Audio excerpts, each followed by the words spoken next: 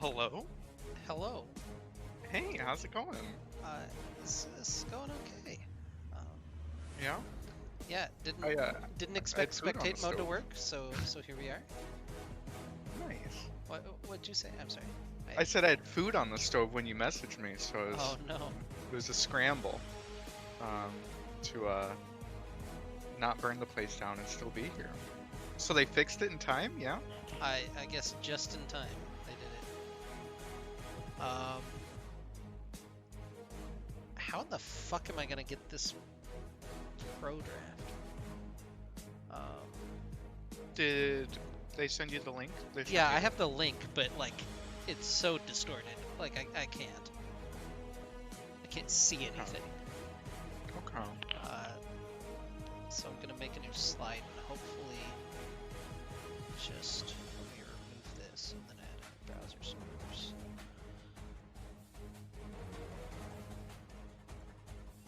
And we'll see if that does the exact same thing. Nope, I can still only see the first couple of RTM picks. Excellent. Are you breaking hmm, shit or no, okay, they started draft, which is objectively bad for me. okay. Um, I don't actually know how to get this on stream without just like showing. I guess I can do that. I have just a blank monitor capture. Okay.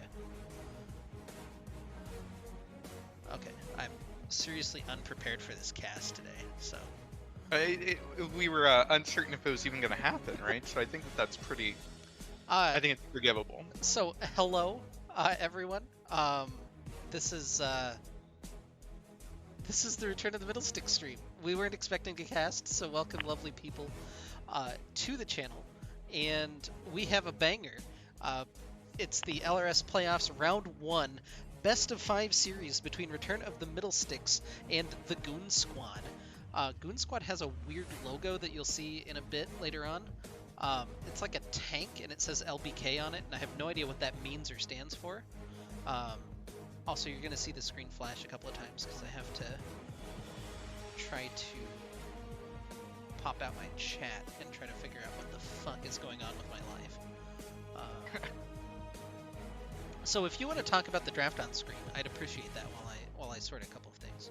Sure, they're a Oh, little slow. my name's Maris, by the way, and my co-caster is Aikedo. That's me. Yeah, sorry. No, you're fine. You're fine. You know, bans are coming through. RTM. I assume that they had side select going into this. Yeah, Yeah. they chose blue for game 1. Okay. And looks like they banned a couple of junglers, Udyr and Nunu, pretty strong right now. And then opting for the Hecarim first pick. So, you know, a lot of draft priority put on that jungle matchup, which Hecarim is very strong right now. I think that makes a lot of sense for them to have that early priority.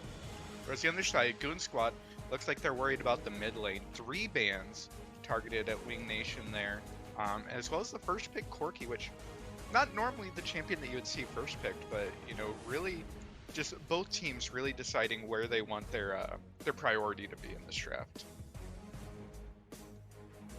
I have to post this in like 2 other places, and then I'm right there with you. All right.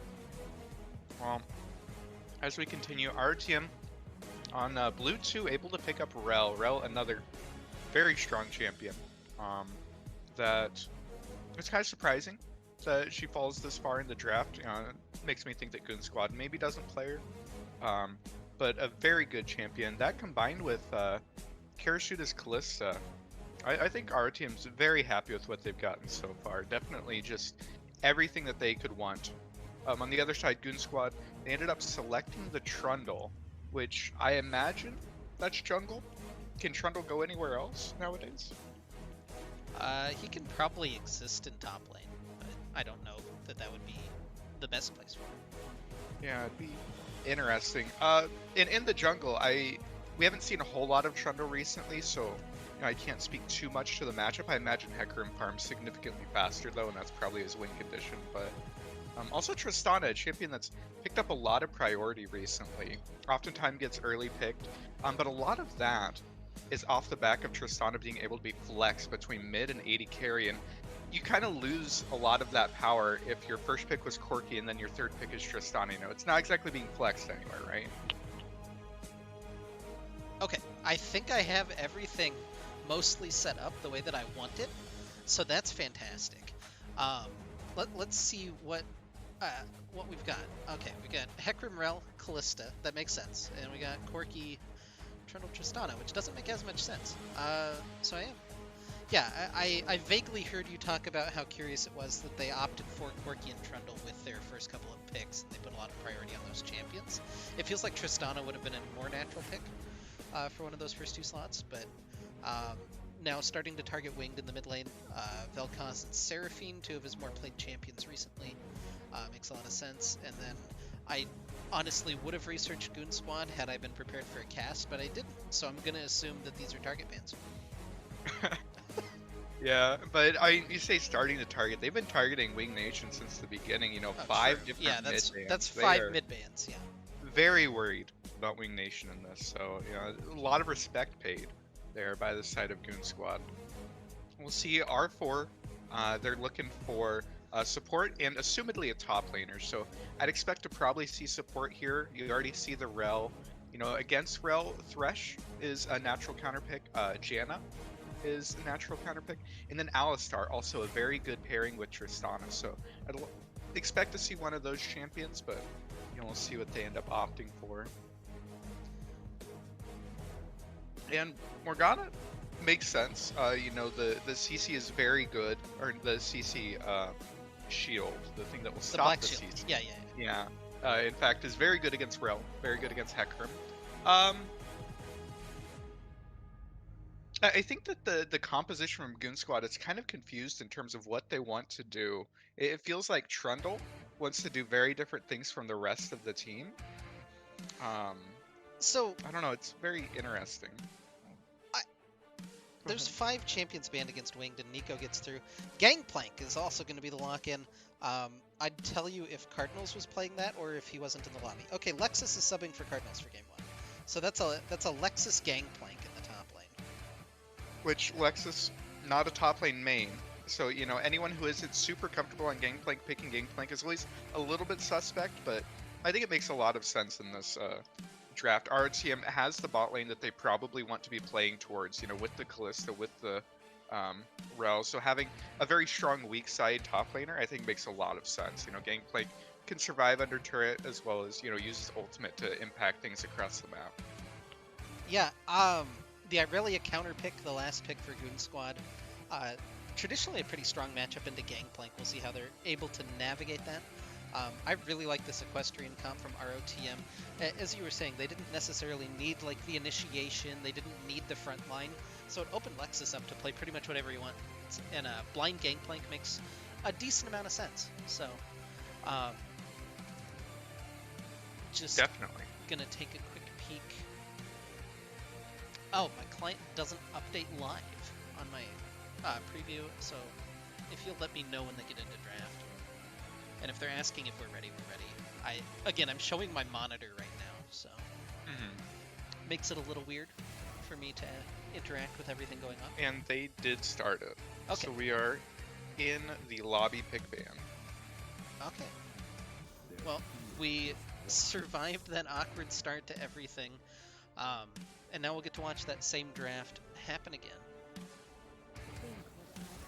Yeah, the replay, it's our favorite part of casting with Pro Draft. Get to watch the exact same draft twice in a row. So looking at Goon Squad's composition, I think that they're gonna rely a lot on snowballing in order to stay in this game. It feels like our team's composition is a lot more cohesive. You know, there's a lot of team fighting power. There's some pretty strong lanes. There's an identity that it's pretty obvious what our team's wanting to do with their team, right? Like they're wanting to play bot side. They're wanting to be the aggressors, and they want to try and enable this, you know, this Callista. I think is a lot of what their composition's around. Whereas Goon Squad, I think that their only like favorable matchup is the Irelia top lane, which means it feels like that's kind of their only win condition in this, is to try and camp this Irelia, get her ahead, and then maybe blow out a dragon fight with a Corki package or something. But I'm not a huge fan. Specifically this Trundle pick, it feels like it just doesn't really mesh well with the rest of the composition. All right, to buy some time, number one, just gonna start up the prediction game. Go ahead and just predict who's gonna win. Game number one between RTM and Goon Squad. Give me 5 minutes because I'm feeling generous. And then number two, I wanted to thank Oath and BPots for redeeming some stuff in the chat. Let me go ahead and okay, everyone, listen up. Return of the Middlesticks is gonna hop off their post, walk out of the cornfield, and caw on your asses. Y'all ever experienced a deep suck? Well, you're about to get the slurp of a lifetime from this ROTM squad. I know what I'm talking about too, since my name is Liposuction Lane. Then, after we've drained all your life juice, our Crowstorm will come down and eat your lifeless carcasses. Caw, caw, caw! Hashtag ROTM fighting. So that wasted a good amount of time. I think my favorite thing about that copy pasta is that halfway through you immediately get to shirk all responsibility by saying, since my name is Liposuction Lane. I think it's a nice little touch on there. He originally made the copy pasta, and we all just have to live with the consequences from that. Something I did want to talk about a little bit. Well, first, I'm very split in my focus. Wanted to mention, this is the number 3 seed from Division A versus the number 6 seed from Division B. However, there's only a 1-game gap between them. ROTM finished at 6-3, Goon Squad finished at 5-4.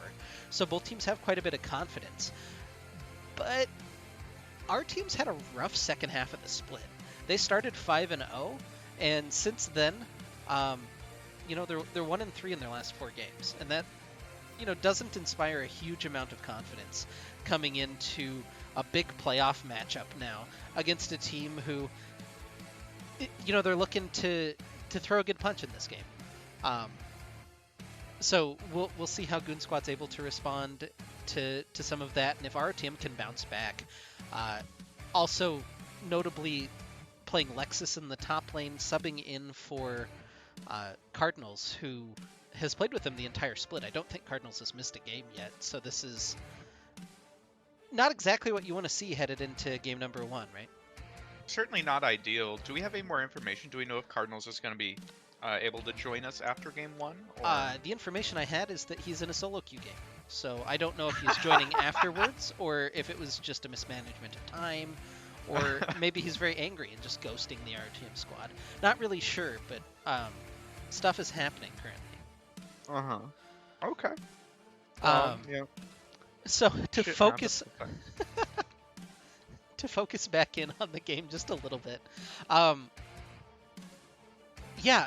It is kind of interesting I don't want to say lack of clear win condition for Goon Squad, but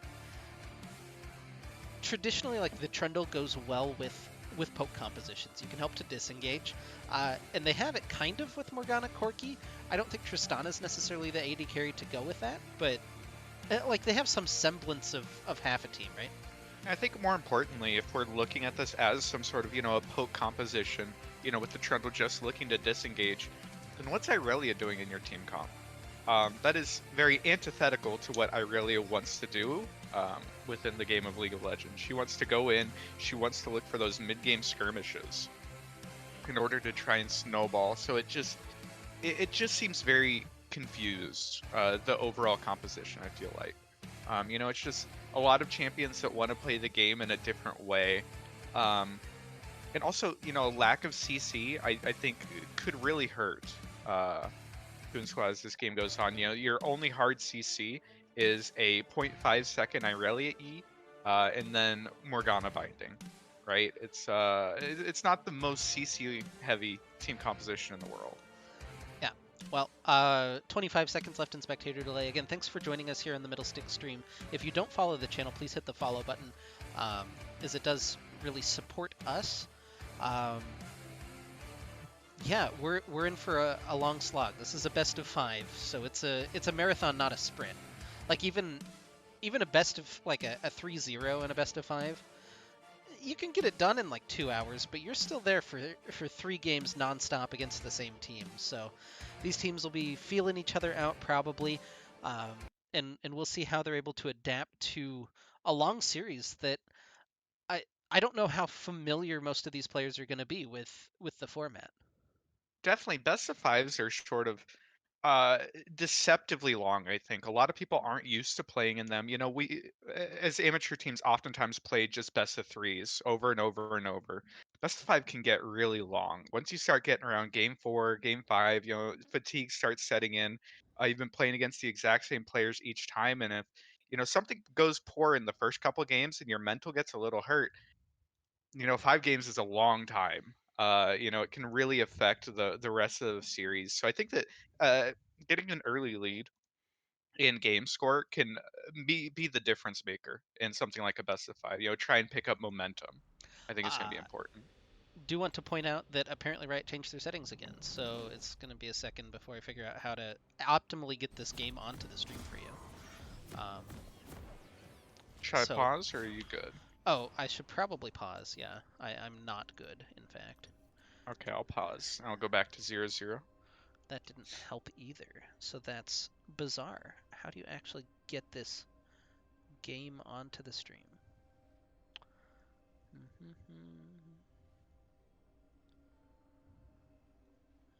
Can I do a game capture? Does that work? It does. Okay. So then if I go back to borderless, does it still work? It does. Okay. We're in it to win it. Boom. Okay. Get out of here, that thing. Okay. Um, I'm at 11 seconds currently. On the stream, it looks like it's still black, by the way. Now it doesn't. I'm at 11 seconds. Okay, I'm at 0, so let me go ahead and count in. Give me a Okay. second. All right, so we're at 8, 9, 10, 11, 12. 13, 14. Okay, welcome officially to Summoner's Rift, ladies and gentlemen. Sorry for the technical difficulties. It's a good ass time when Riot changes their client every single patch. Um, Yeah, yeah, sometimes not for the better, as seen by the bug all day with no spectate working. all yesterday as well. Super great. Mm-hmm. Yeah, no, they shit the bed just a little bit, but they got it fixed just in time for us to be able to watch this series, so that's the important thing. As already Goon Squad is up on damage. Game's basically over, right? They got first. They drew first blood. Yeah, Not necessarily the first kill, but first blood drawn. yeah. I mean, it would have been a bigger deal had it been Morgana. Then you get the extra spell thief's gold. But Hmm. When yeah, you put it like that, it was really a mistake, I think, of Cold Dog to even auto attack there. Should yeah. have waited for Morgana to be allowed to. We'll see if that 15 gold will come back to haunt them later on. Oh. But interestingly enough, I like that Latin Trap for Goon Squad on the Trundle is starting on the blue side, which usually means you would expect him to path towards top. And as I sort of highlighted in the beginning, I think that top lane is the lane that this Trundle wants to play around. Try to get Irelia that lead early, um, and have a big presence in those mid-game team fights off the back of an Irelia lead in what should be a favorable matchup. Yeah, it's going to be something that Lexus will have to play around up in that top lane. But meanwhile, Ooh. Dyslexic and Karasuda, level 1, they're going in on the bottom lane, trying to get some autos down and trade out. The W already procced for Dyslexic, so he's very slow and takes a PTA proc, so that trade not exactly the most favorable for Dyslexic and Karasuda. Definitely, and on this rel, once you miss your W at level 1, it's a very long cooldown, and you aren't getting the aftershock proc, so staying in and trading autos usually isn't the best, and for a lane that should have a lot of strength and priority early with this Callista and rel, getting poked out like that, it's not ideal for your win condition here. Yeah, and Calculator up here in the top lane just shoving in really hard is going to kind of negate the potential for Ooh, Latin Trap to do you play see what around his side Trundle's as well. doing? Trundle completed the 3 camps, is actually running straight bot, gonna walk over a ward, so don't think he's gonna accomplish much, but trying to be sneaky and take advantage of that early trade and early wave management there of ROTM, where their wave was definitely in a spot that they could get ganked. Yeah, and they do have a little bit of priority here in the bottom lane. It looks like Winged has had a good time in mid lane against Godspeed Hando. So Ooh, they're Hulk is going to collapsed. go ahead and try to contest with this Scuttle Crab, and they'll even chase off the Trundle. Yeah, unfortunately, the E from Rel just not quite close enough to be able to get the stun off onto Latin Trap. Means he's gonna be able to just walk away from that. But more importantly, that is a crab secured for Hulk on the weaker early game jungler. And he should be able to pick up his waves as well. He's going to be ahead, but he's looking for the gank Yeah, bottom. now the shove in. The flash is going to knock Tristan out of the rocket jump, try to get the knock back in, but it's just not quite there. Flash away from Conflict Diamond, and the Ren just isn't quite enough damage from Karasuda. They live with just a sliver of health, but all the summoners expended on the side of the Goon squad. RTM, they have heal for Karasuda. That's pretty good, I guess. But they'll be able to manage this wave a little bit, and we'll see if Conflict Diamond can even walk back into lane. Dyslexic still pressuring forward a little bit. It's very dangerous, but Cold Dog has quite a bit of HP. See him engages poorly. Then he might be able to just turn it around. There's a lot of tension here in the bottom lane. Ooh, this Dyslexic is tanking a couple autos, but Yeah, a couple autos usually worth it for the cannon minion, but in this particular case, it's going to be a little bit risky. Hulk is back looking for this gank in the side. He's on top of a ward, unfortunately for him, so I don't foresee this working out for him. on top of a ward, and he still hasn't been able to clear his red buff, whereas Trundle went to the opposite side of the map, cleared his red buff, and now he's clearing back down, picking up his second spawn in his blue side jungle. Means that Hecarim's going to be a little bit behind of where he could have been, but, you know, he's just going to go back through and clear out his jungle as well. Which is good for the Hecarim. Hecarim wants to farm, wants to hit these level power spikes where he just becomes an absolute menace in the mid game. And this top lane, in what should be a counter matchup, we do see 14 CS in favor of Irelia, but there is a pretty big wave crash in there. We'll see how much Lexus is going to be able to even that out. Yeah, and Lexus is now the strongest man in the entire game. He's got the Sheen on Gangplank, so... He got the Sheen, and more importantly, he didn't have to expend his teleport and able to recall in order to go back and pick that up. You know, I didn't quite see if he had gotten poked out or if he perhaps, you know, shoved in a wave and just looked for a recall, but yeah, only 4 CS down once the waves are evened out. On the Gangplank feels pretty good, especially since you are weak side. Yeah, this is a good answer from Goon Squad, although they might get collapsed upon. Hex Flash being charged by Dyslexic, and he's in. Going to get the double knockup. They're going to go onto different targets a little bit. The Cannon Barrage over the top, though, secures first blood for Wing Nation, and Cold Dog's in trouble. He does have Rocket Jump if he can get to a safe place to use it. Karasuda's just layered him with arrows, and the Rend is more than enough damage. Why didn't he Rocket Jump? Did he Rocket Jump in? Did I miss that? No, Hulk is going to sweep in and smite away the dragon. So it's a 1,500 gold lead off of 2 kills for ROTM. They secure a dragon. It's all going well for them. Yeah, and it looked like it was an okay time to do the dragon, but unfortunately no priority in the mid lane. Means Wing Nation on the Nico showing up first to the dragon is going to be able to set up the kills there as well as secure that dragon itself. And for a team comp that it looks very cohesive and has really strong team fighting, getting a lead early for RTM is really big. Just because it's going to be that much harder than for Goon Squad to be able to come back into this. Yeah, now... Irelia fucked up her Q. She doesn't have it. Yeah. She didn't quite get the reset on the caster there, so...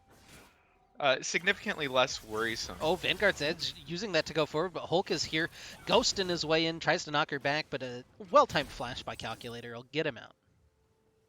Yeah, and this wave should slow push back into Lexus. Hulk might have ended up using a Hecarim Q, and that might ruin it, but if this does slow push back into Lexus, then that would be massive, just because Irelia just burnt her flash.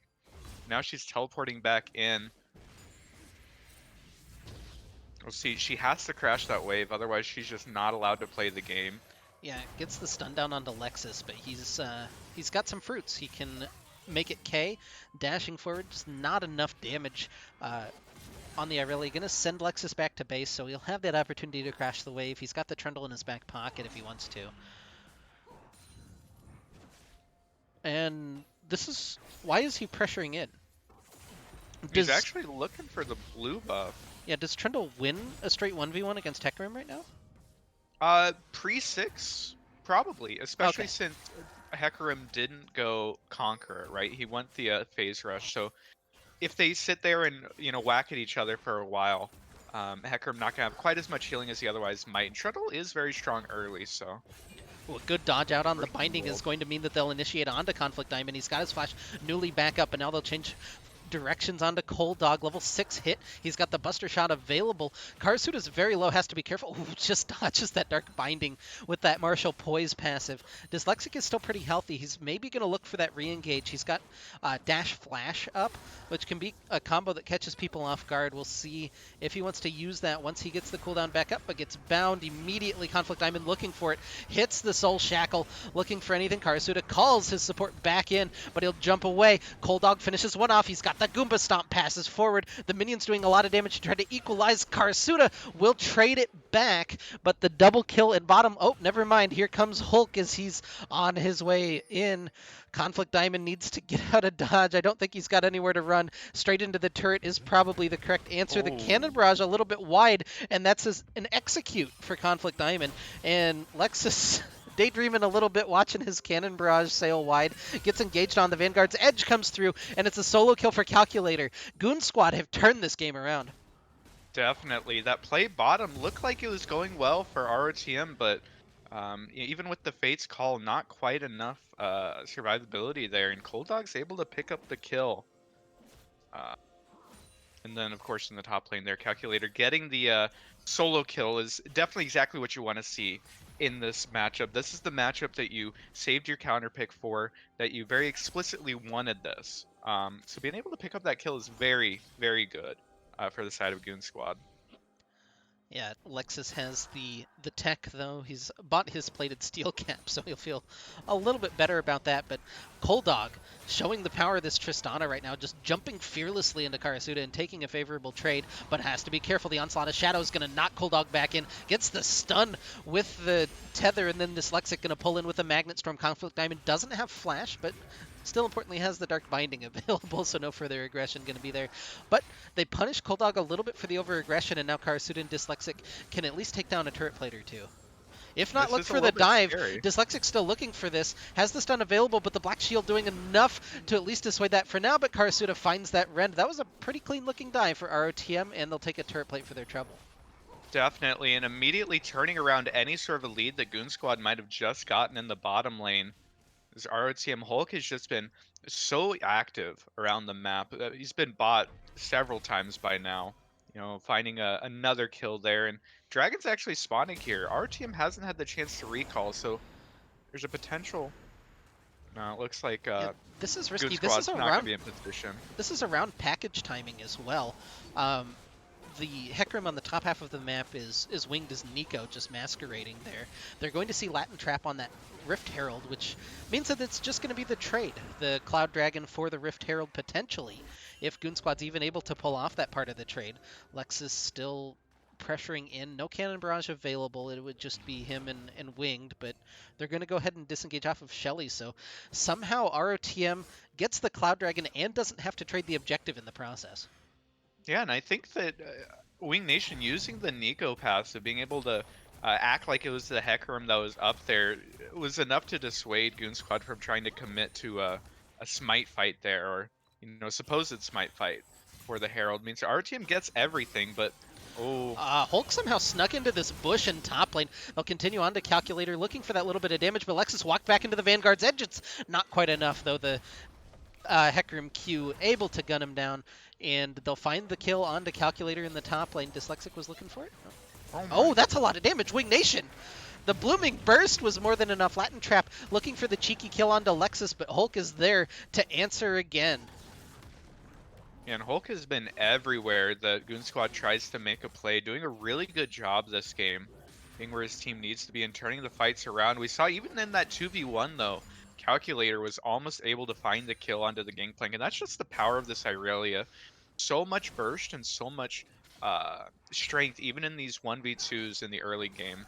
It was a very scary champion if she's able to get ahead. So our team doing a good job of keeping her down so far, other than that one solo kill. Yeah, I think it's interesting. Hulk is opting for the Hextech the Chem Tank. Turbo Chem Tank is the name. I think it's like Chem Tank Hexperiment when you upgrade. I don't know where I'm getting the hex from, but the Turbo Chem Tank for Hulk again. So a little bit more of a defensive build, not as much burst up front, but you get that speed pony gameplay where you can kick somebody in the face for a lot of damage. Very fast, and looking at the rest of team composition, it doesn't look like our team's going to be lacking for damage at any point. So I don't hate the adaptation going for more of just a tankier utility focused pony. It was definitely an option. Ooh. Ooh, that's a decent trade though with the Pierce from Karasuda.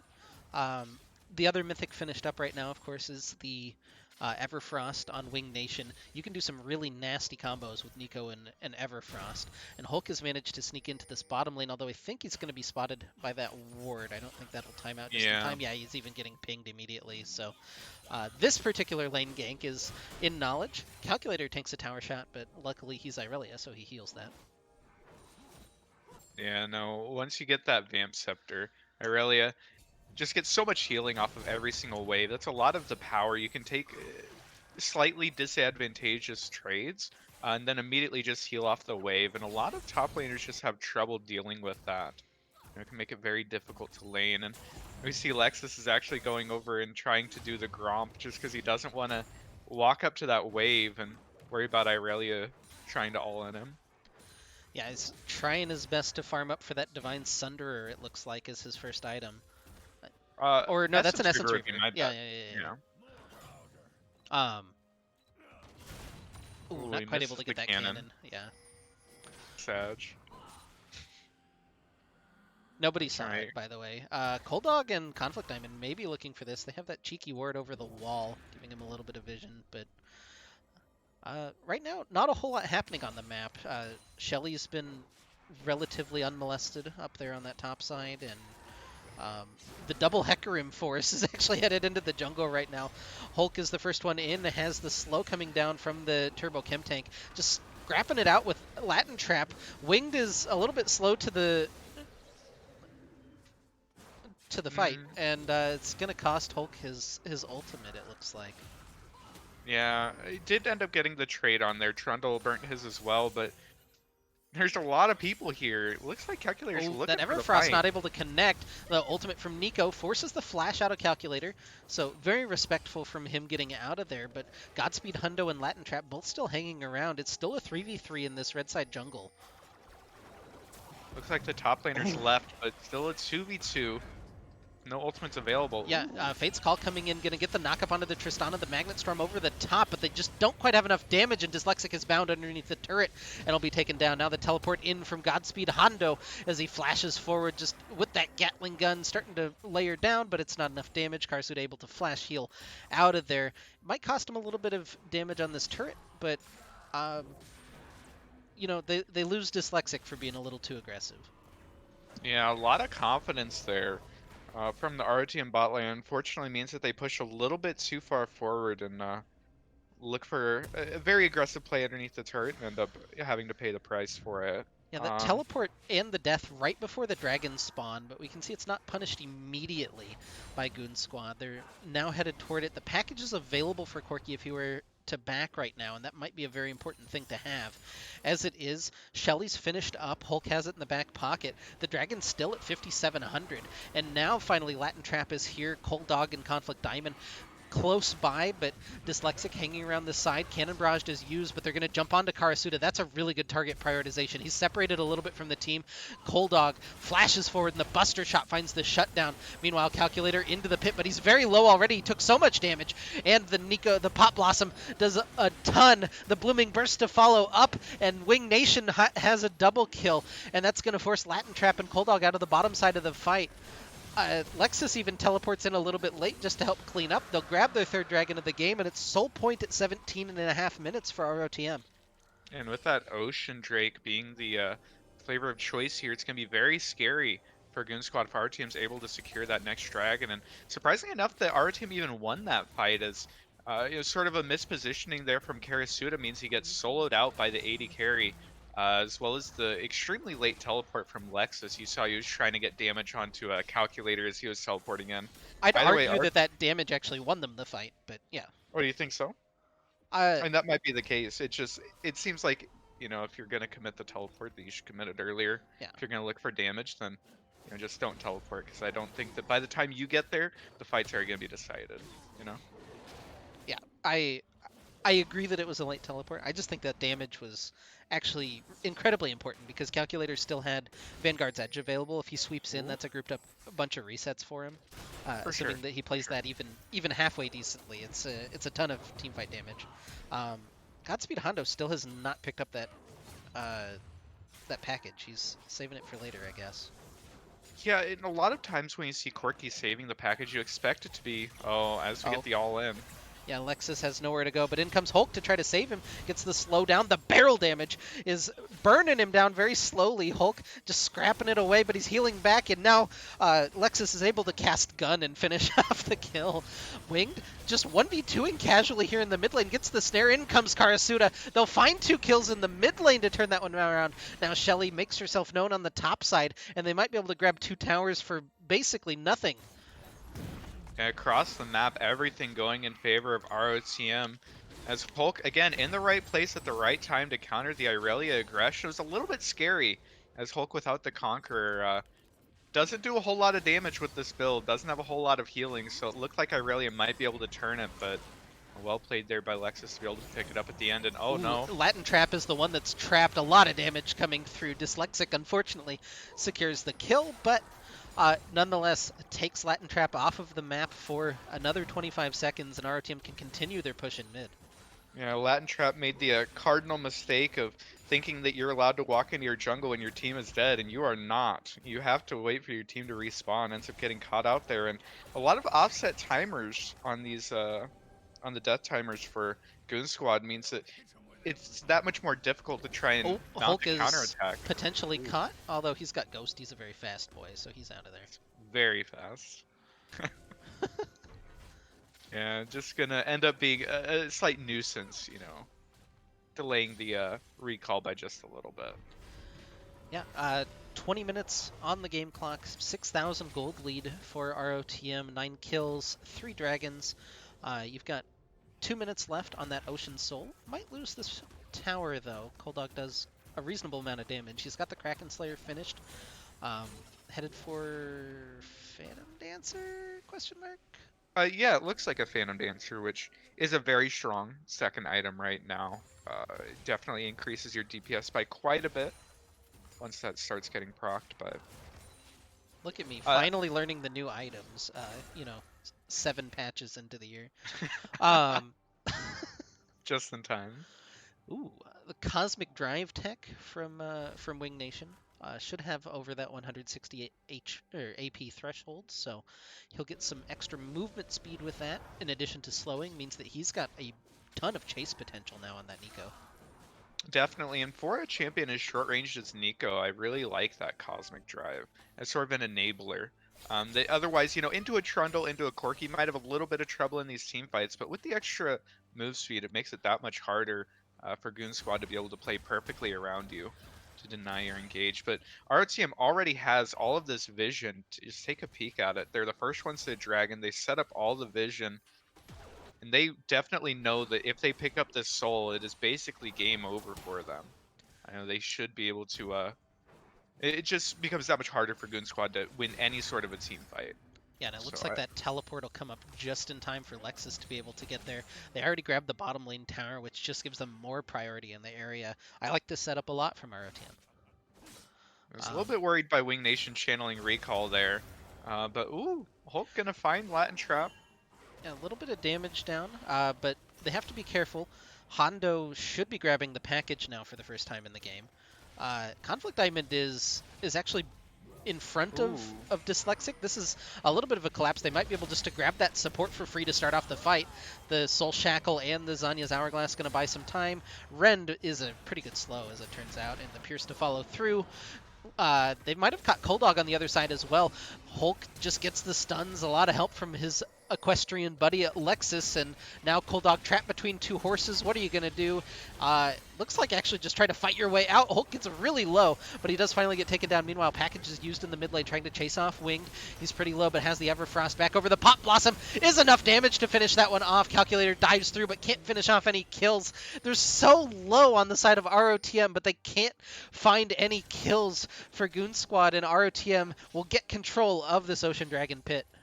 And a lot of that was just on a really weird flank there from Dyslexic, somehow ending up on the other side of Conflict Diamond, able to come from behind, and that's just pick after pick after pick. ROTM, really the work that they put in setting up all that vision around the dragon, just coming in clutch there, as now after that 4 for 0, they pick up the Ocean Soul, and they're poised to be able to take game 1 here, up 9,000 gold as well, just everything going in their favor.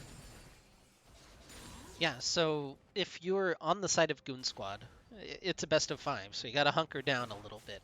Are you thinking about game 2 already, or do you see a way for them to continue scaling in this game? You do have a lot of scaling coming from the Corki, from the Tristana. If you're able to somehow stall this game out and pick up, 3-4 items, there's a chance. I don't think that you should write this game off yet, but it is very difficult from here. They probably need to pick up some Grievous Wounds. I think that would be that would go a long way to trying to counter Ocean Soul. As right now we see no Grievous Wounds in sight so far. Yeah, I think that's an excellent summary. I don't have much more to add. RTM looks like they're set up around the Baron. They've done such a good job of establishing the vision. And they might have caught Conflict Diamond again. Oh, didn't even have time to pop the Zanyas that time. Gets taken down by Wing Nation. 7-0-4 on this Nico. Just a fantastic performance after a little bit slower of an early game for him, but he's really come into his own here in mid game. Now Hulk just diving through. A lot of CC coming down. The Pop Blossom eviscerates them. And Goon Squad are down to just a Godspeed Hondo. The push continues. The onslaught continues from ROTM. Yeah, massive engage on the side of Hulk and Dyslexic. Using that rel to just group everyone up for the Pop Blossom means that Goon Squad had no chance in that fight. They're instantly blown apart, and that's going to be the Baron going their way as well. ROTM just blowing this game out. Now we're looking at 11,500 gold lead. There's, just doing so well this game in order to establish that lead early, establish vision control around the objectives, and then just take full advantage of it. Well, now they'll be wearing that purple worm buff for a couple of minutes. We'll see what objectives they're able to take down off of the map, or if Goon Squad can even hold on. They don't have the best wave clear. Like Corki's fine, but doesn't do well against Baron minions in any regard. Definitely not. And this Corki, can scale really well, but right now it doesn't even have the mythic finish. Looks like they're going for the shield bow second item, and it's still a ways off from it. So let's figure out the combination costs on it. So it's just that much scarier. A champion that normally would have trouble clearing the Baron minions is also extremely weak. Doesn't have the items to be able to do it. Means that ROTM should be able to push in and apply a lot of pressure here, as Wing Nation's gonna eat a little bit of poke there, try to be a little cheeky with the bush bait there, but.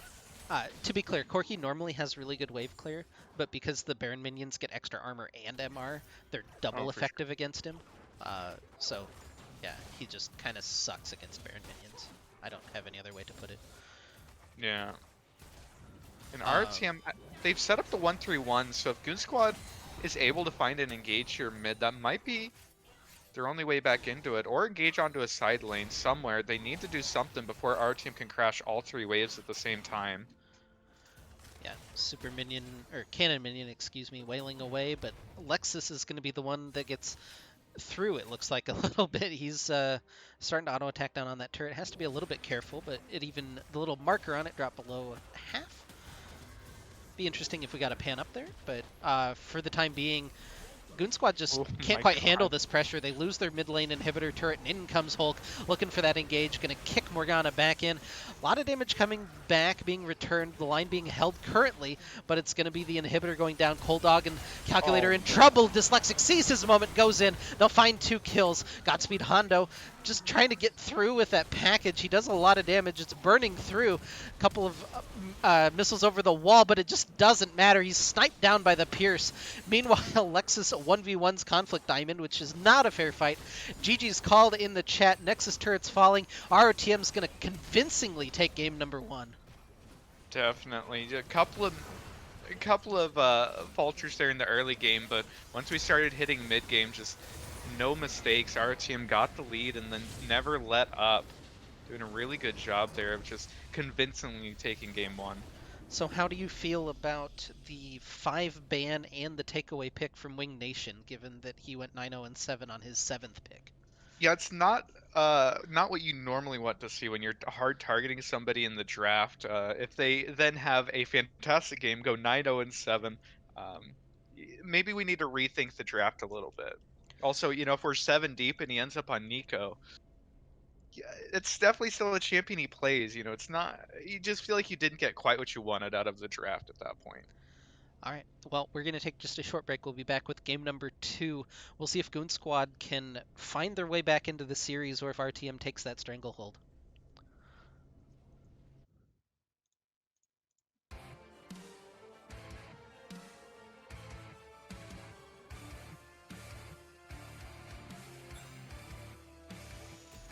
Oh, I got an invite. I'll shoot you an invite.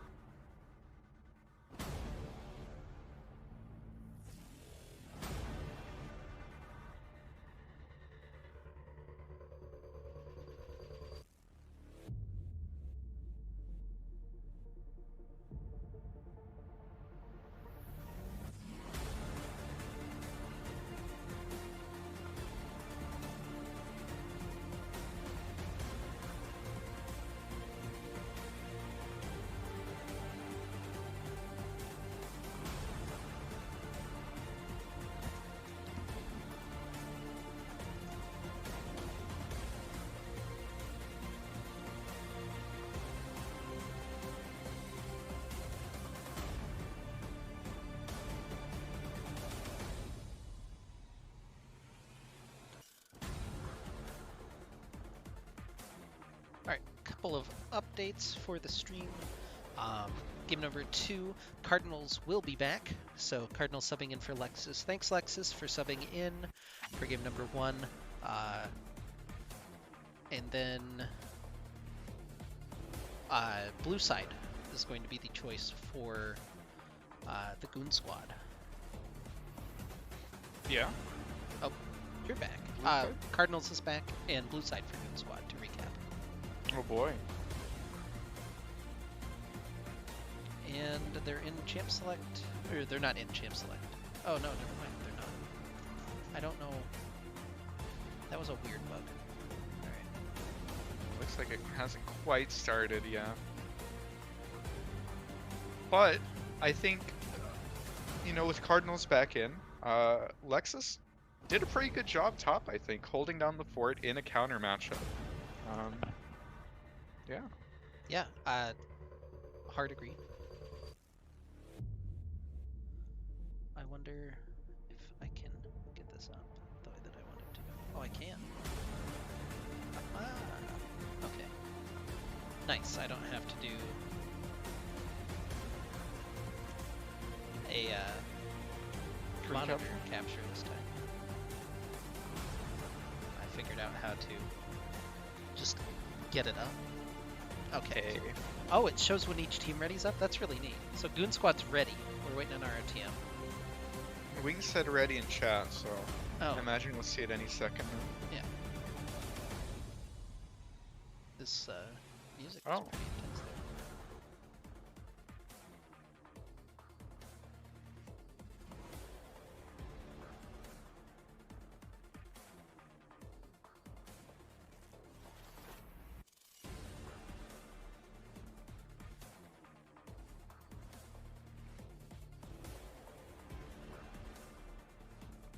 His glizzies are ready.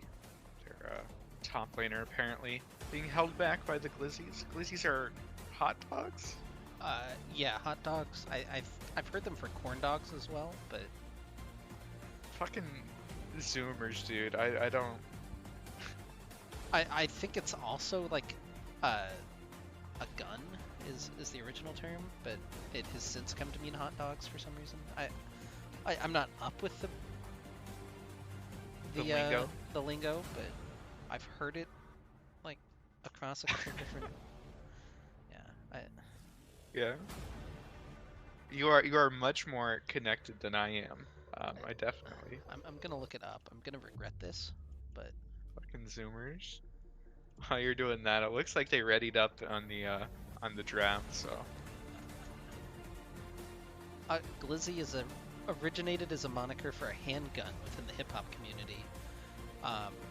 The noun primarily referred to handguns became a meme for hot dogs in the Washington, D.C. and Maryland area.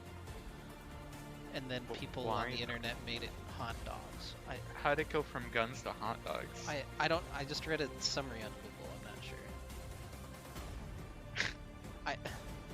I appreciate you there's doing draft. research for the rest of us. I'm on the stream for the first time, so hello. Oh man, I need to shave. That's really gross. All right. Thanks. Oh, apparently Winged was having the same issue in the chat. He asked what a glizzy was, and was told he's a boomer by Hulk. So, yeah, you know. Sounds about right. Fucking can't keep up with the zoomers these days, as we're already 5 bans deep. Goon Squad looks like they're doubling down on their efforts from the first game to just triple ban mid. The exact same bans, in fact, for them. So. Yeah, that's a thing that's happening, I guess. Yeah. I don't know. Oh, go ahead. I was just gonna say I don't know what he would do on Cassiopeia, Victor, or Echo that's significantly worse than what happened to them in the last game.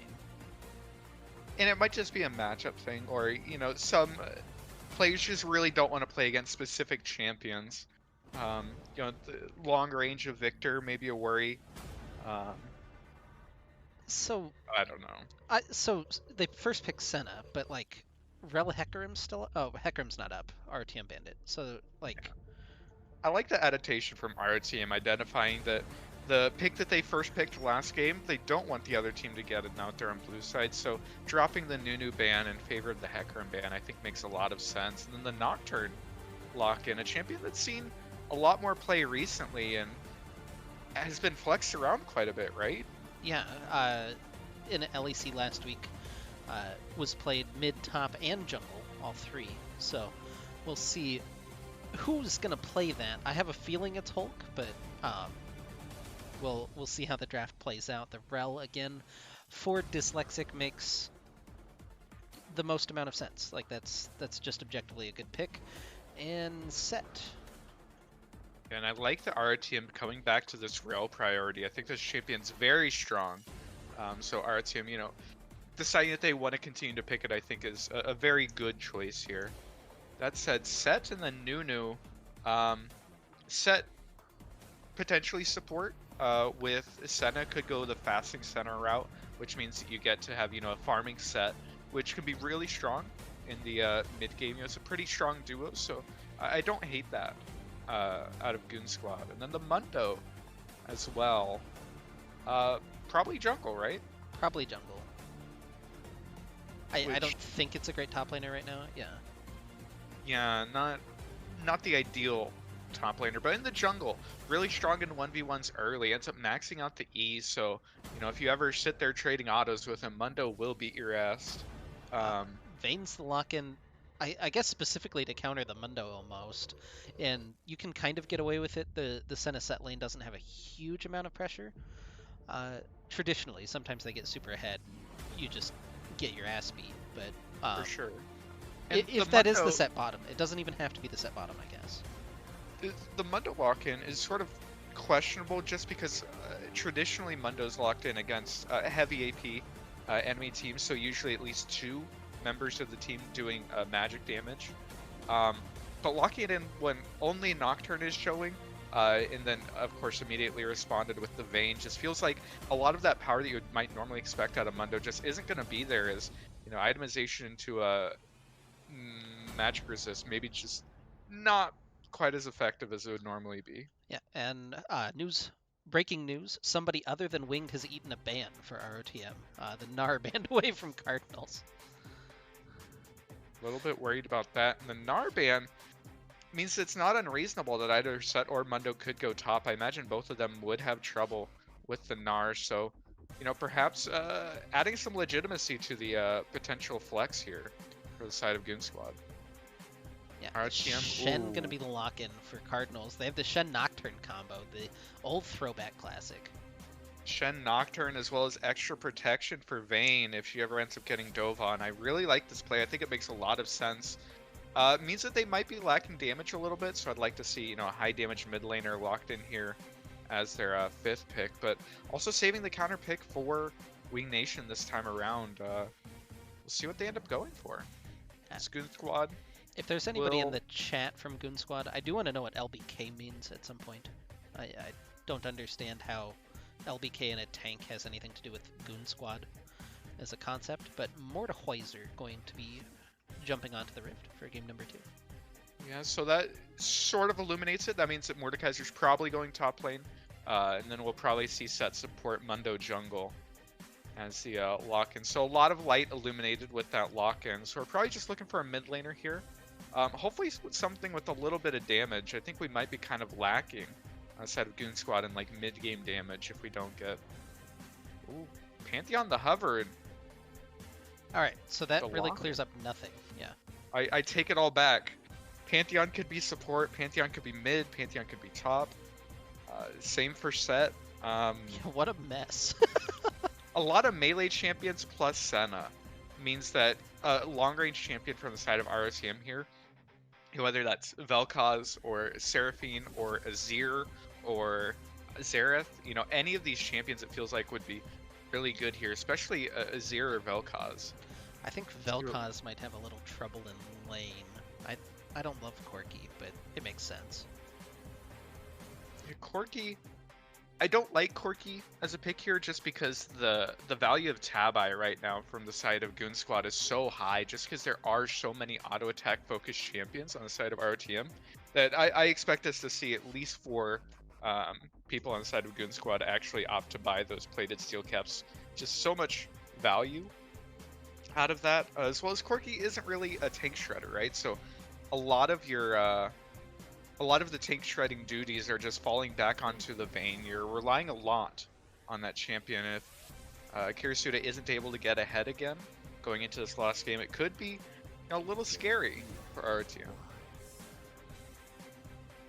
That said, once we do have that Corki package, melee champions don't really like Corki package. It makes you very slow and does a lot of damage. So these dragon fights are probably going to be really hard for the side of Goon Squad.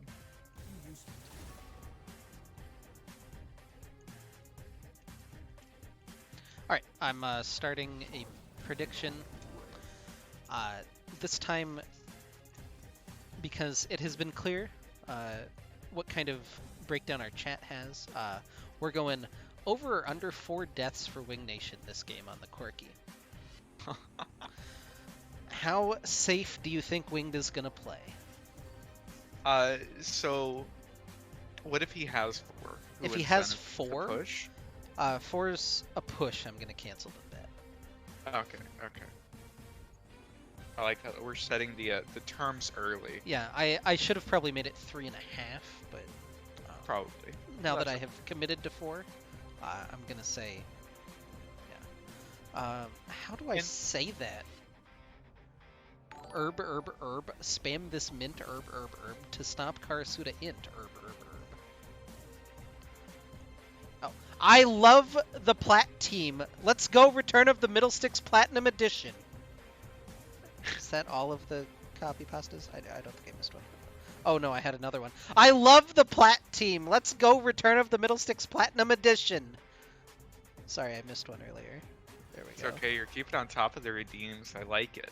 I respect it.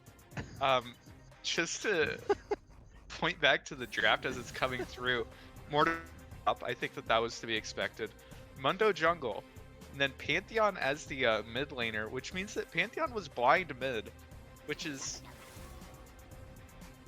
worrisome. Pantheon's a very strong champion, very strong, but I feel like there are a lot of matchups that just sort of ruin him in the mid lane. So blinding it for Godspeed Hando is, very optimistic. I mean, they could have just flexed it at any point, right? It could have just, swapped for Mordecai. Like, you can still swap for Mordekaiser if you think Shen's a better matchup. You could swap to bottom lane. Like, I think Mordekaiser right now, mid's kind of ruined. I can't think of a matchup that Pantheon would be bad into that Mordekaiser wouldn't also be very bad into. Is kind of my worry. I feel like a lot of the flex here is just kind of, it's fake flexing. I feel like you can't actually flex Mordekaiser mid. I love the gold team. Let's go Return of the Middlesticks Gold Edition. Let's go Middlesticks. Let's go. Let's go Middlesticks. Let's go. Let's go. I think that second one was Wing Nation. Oh, is it winged? What? Oh, let's go Wing Nation. Okay, my bad. There you go. Let's go Middlesticks. Let's go. Let's go Wing Nation. Let's go. That doesn't work as well. Winged Nation. Let's go. Do I have to add the extra syllable? Yeah, I'm not really sure. Sorry for all of the memes during this chat, or during this draft. We haven't eaten 3 minutes, have we? This is just the first countdown? I feel like it might be the first, because choose your loadout. I assume that means we're about to go into another 3-minute break here. So, which seems impossible. It feels like we spent a lot of time, but yeah, there we go. Yeah. Woo. Okay, so let's focus back just a little bit for now. But 1-0 for Return of the Middlesticks. Game 2, you've got this double marksman plus Nocturne Shen draft. I worry a little bit about who they're gonna target and how. Do you think they have enough tank bruiser shred in their comp to deal with this amorphous Goon Squad? Goon Squad is just the perfect modifier for their draft, right? Yeah, which, I mean, they no misnomer there for their team names, so right on point there for the namer. But if there were an 80 carry that you would want to be there to be your main damage source and try and kill tanks. Kog'Maw is probably number one. Vayne, though, a close second. So I think that if there were an AD carry, I think that Vayne makes a lot of sense here for our team. I think a lot of their early game and mid game should probably go into making sure this Vayne doesn't fall behind, because she can be a little susceptible to bullying in lane, and Senna definitely outranges her. So it's a little scary if Mundo decides to go down there. Although not a whole lot of CC again for the side of Goon Squad. It seems like they don't really like to draft. What do you mean by easy not a CC. whole lot of CC? You have Pantheon W, and that's kind of it. You have set E, set R, So I don't Mordekaiser think Claw, Set is Senna literally Snare. ever getting onto Vayne. Literally ever. So when you're set up by a Senna Snare or a Pantheon stun, it's more than enough. Yeah, I don't know. I feel like there's just a lack of general CC, but you know, if we want to start talking about, you know, Mordekaiser Pole as being our reliable CC for the side Just of Goon Squad, put her maybe in the so. Sex Dungeon. Yeah. As far as champions to take into the Sex Dungeon, Vayne, I don't think ever loses that 1v1. I think Vayne is very happy to be taken into the 1v1 against a Mordekaiser. So again, it just feels like Vayne is really good into the composition of Goon Squad. And Goon Squad, unless they start snowballing early, it feels like another draft where they're going to have a lot of trouble as the game goes on. Well, we've got 20 seconds until we'll see. I actually don't have any water, so I'm gonna grab water really quick before we load in.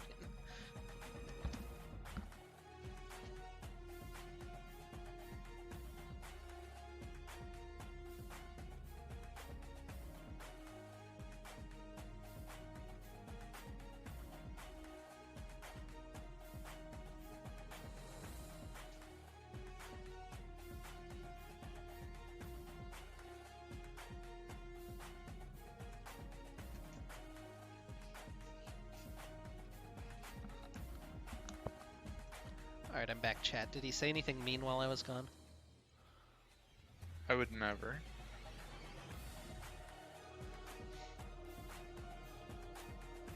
He's spoken no words? Oh. Well, that's weird. That doesn't normally happen either. Yeah, I'm usually too talkative. You ever notice that Rel in that splash art looks a lot like the Shrima Marshall card in RT in LOR? No. But now that you mention it, I do. I think they look very similar.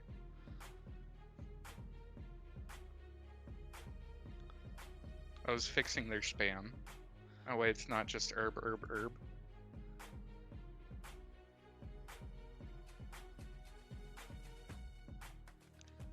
Yeah, very important to have accurate copy pastas.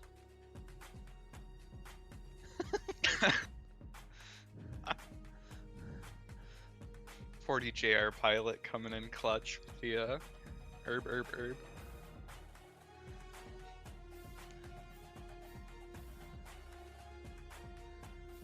So when the percentage gets paused, right? When it's at 90, it's pretty obvious that was just, you know, one person having trouble, because that's 10% of the loading. 96%. What do you think that last 4% means?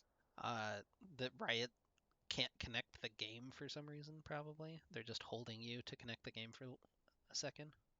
Mm-hmm. If I had to guess. Do you think that 96 is just like a spectate thing? And maybe for them loading in, that it did stop at, you know, like a round number? Is 96 just Riot's way of saying, hey, this loading screen took a while, so you're going to be stuck here? I'm not sure, and I also don't know if it's like a one-to-one for spectator to like their experience, the player's experience. I'm pretty sure it has to be. Otherwise, the delay wouldn't be consistent, right? I think Hondo messed up his runes. It's a little unfortunate. What do you mean? Fleet Footwork is the prime Pantheon rune. It'll help him out with surviving through lane, right? So a little bit more sustain. But yeah, normally you would expect to see either Conqueror or PTA being the selection for a Pantheon. This game, by the way, speeding up to get to live, right? Sure, we can if you want. You just hit plus and Yeah, it no. eventually winds up there. Yeah. So 23, 24, Yep. 25. Yeah, because We it'll get that. auto line up as long as we're both live. Yeah. Yeah. Welcome back to Summoner's Rift, by the way. 1-0 for ROTM. They're on the red side. Goon Squad trying to strike back here on the blue side with the blue health bars. And Jungler's having a dance party in mid lane. Oh. Oh, the challenge! Is Hulk not going to respond? You can't just Hulk, not respond to that. stoic as ever, not gonna even dignify the samurai penguin with a response. They're just gonna keep dancing there.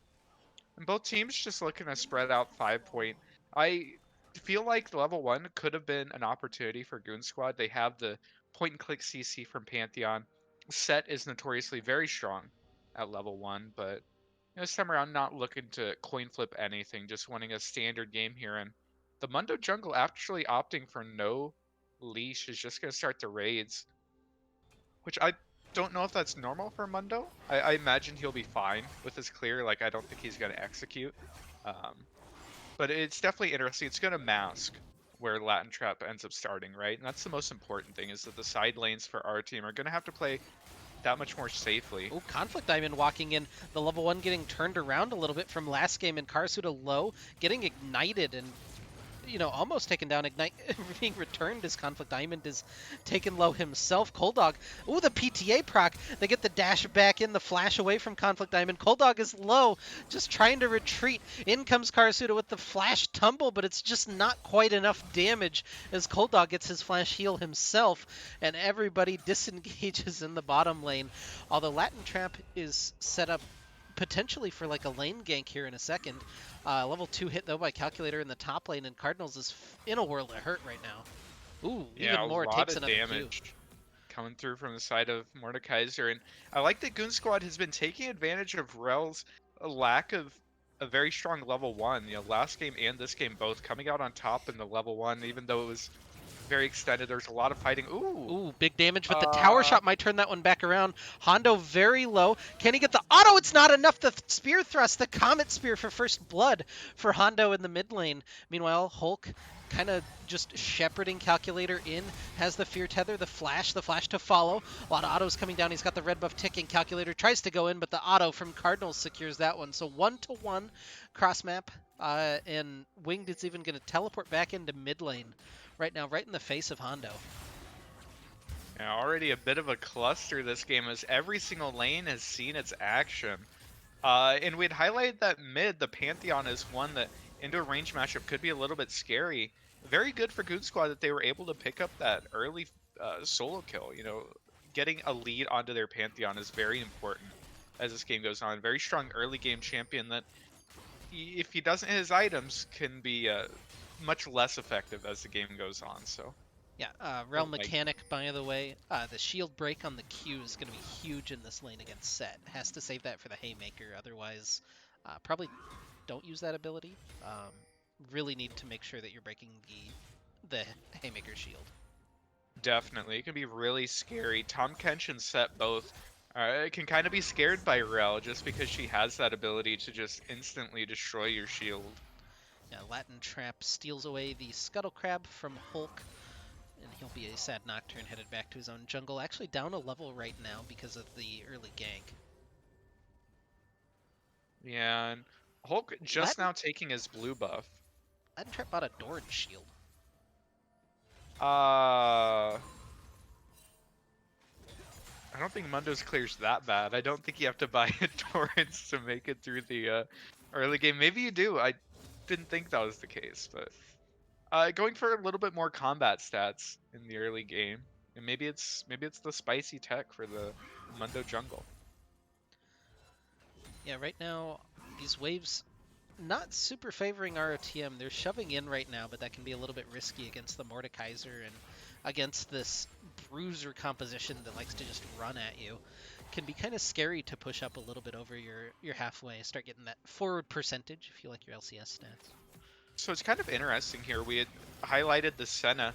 Ooh, with the set, we With a sort of tumble always away, they're going to continue this engage. Conflict Diamond goes ahead and throws out the Haymaker. Does get broken by Dyslexic, and the auto attack will finish off the kill. So they do find a solo kill in the 2v2.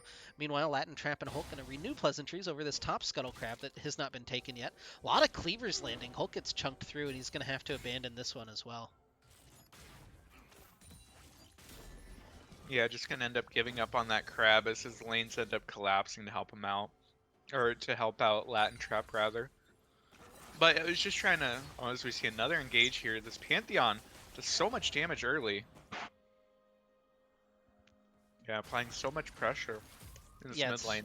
It's hard for Wing to find, even an open opportunity to CS. He's doing well hanging in so far, but really need to see him probably come out with a defensive item here early. They get the stun onto Conflict Diamond, just continuing to try to pressure this set, but this is going significantly better for the set Senna combo, and they'll force the flash out of Dyslexic. I think a lot of that was just off the back of Karasuda. Had taken a lot of damage before that and had a little bit of trouble just auto-attacking the entire time. And Coldog, with the range, is just being such a bully at this point. And this time around, we're seeing the farming Senna. In fact, not something we've seen a lot recently. Usually when she's picked, it is fasting. Especially with a bruiser like Set. Oh, no. Hulk is here for the gank. Conflict Diamond in a lot of trouble.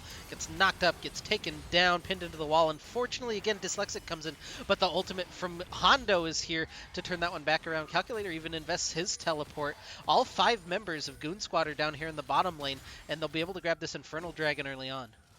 Dragon going their way. The teleport in from the Mordekaiser was a little bit extra. Didn't end up helping out in the fight at all. But that roam down from Hondo, obviously showing so far that they're very comfortable with this Pantheon pick. Able to pick up that solo kill there as well as using the ultimate all ready to impact a side lane. That's a lot of the power of the mid lane Pantheon. It's just a lot of early strength as well as that global ultimate. So really good on the side of Goon Squad to take advantage of that so far. Yeah, Calculator going to drop a wave or 2 top lane, but not more than that. It doesn't look like Cardinals will even be able to grab his first tower plate up here in the top lane. Has to Shadow Dash out, in fact, and now sitting on the Omnivamp item that I'm not going to try to name. The Leeching Leader. Yeah, that one. Calculator's going to be pretty strong on this Mordekaiser. It's going to be difficult to displace him from top lane. And Cardinals has to be careful. He has Stand United available, but he'll have to be careful about where to use it. If he gets thrown into the Shadow Realm at any point during that, it just doesn't go off. Definitely. And the big thing about this Mordekaiser is once he stacks up to Conquer, we had already seen Cardinals having trouble in the trades there in the early game. I think that being able to pick up a little bit of Grievous Wounds, I imagine that you would still go Bramble Vest even though Mordekaiser does magic damage just because he does auto attack you quite a bit. If you're able to pick up that, I imagine that the trades start going better for you. Yeah. On the side of the gym. Hulk has level 6 now, can turn out the lights with the Paranoia. Gonna be hard to find a target for that necessarily. You can't really dive onto the Mordekaiser because he's got his ult. Can't dive onto the Pantheon because he'll just kill you. So probably bottom lane is gonna have to be the play. And bot lane's a little bit scary just because this set does have quite a bit to stop you. Oh no. Yeah, Cardinal's going to get pulled into the Death Realm. He's kiting out pretty well. He's got Flash available once he gets out. Has the taunt, but in comes the Paranoia. They're looking to turn this one back around. Really nicely timed by Hulk, but can they actually find it? He gets feared and he's able to get away. They burn the Flash and the ult off of the Mordekaiser, but your first Paranoia always so big to set the tempo and Hulk not able to find anything with it. Yeah, unfortunately didn't have a whole lot of mana, didn't have a whole lot of HP going in, so weren't able to try and chase down the Mordekaiser, especially with the Mundo there. If you let him hit you for too long, he will start doing quite a bit of damage, so our team doing a good job of not trying to overcommit to that fight, trying to make it work there, instead just backing up, taking the trade of ultimates instead. And that means that the Mordekaiser ult is down, so Cardinals should be able to farm pretty safely for a while and potentially look for a Stand United across the map to try and help out his bottom lane that right now 10 CS lead in favor of the Vayne. Yeah, it feels like the lane that they're going to need to play around in order to have some success this game. Hex Flash being channeled, didn't get snared up, goes in with the crash down, but not able to find home with that one. Luckily, the shield, pretty good. Oh, a little bit too aggressive there. Karasuda gets pulled back in. Big ultimate from Conflict Diamond. The Dawning Shadow is enough with the Haymaker to find that kill, and Dyslexic forced to flee as well. Yeah, and that Stand United wasn't actually channeled. Really good engage there by Conflict Diamond, flashing in, getting the face breaker onto Karasuda, and then sending him straight back uh, into his AD carry. Just a really well played fight there by the bottom lane of Goon Squad. It's already going a little bit better than the last game. Oh, Yeah, and Wing... Hondo is just applying so much pressure here in the mid lane. There's going to be a big Q. Oh, he's going for it. Doesn't have the damage with the E. Maybe gets turned around. Hulk gets the Stand United onto him. His calculator just finds Hulk trying to do Shelly here. He's continuing to scrap it out. He gets the smite down for a little bit of health. Cardinals at least picks up the Eye of the Herald, but he's got to get out, forced to flash out as Calculator and Hondo and Latin Trap were on his tail. Yeah, and this duo in the top side, Shen Nocturne, does not do a whole lot of damage early, so once Mordekaiser has his Conqueror stacked, as we saw there, just not enough damage coming out to actually take him down.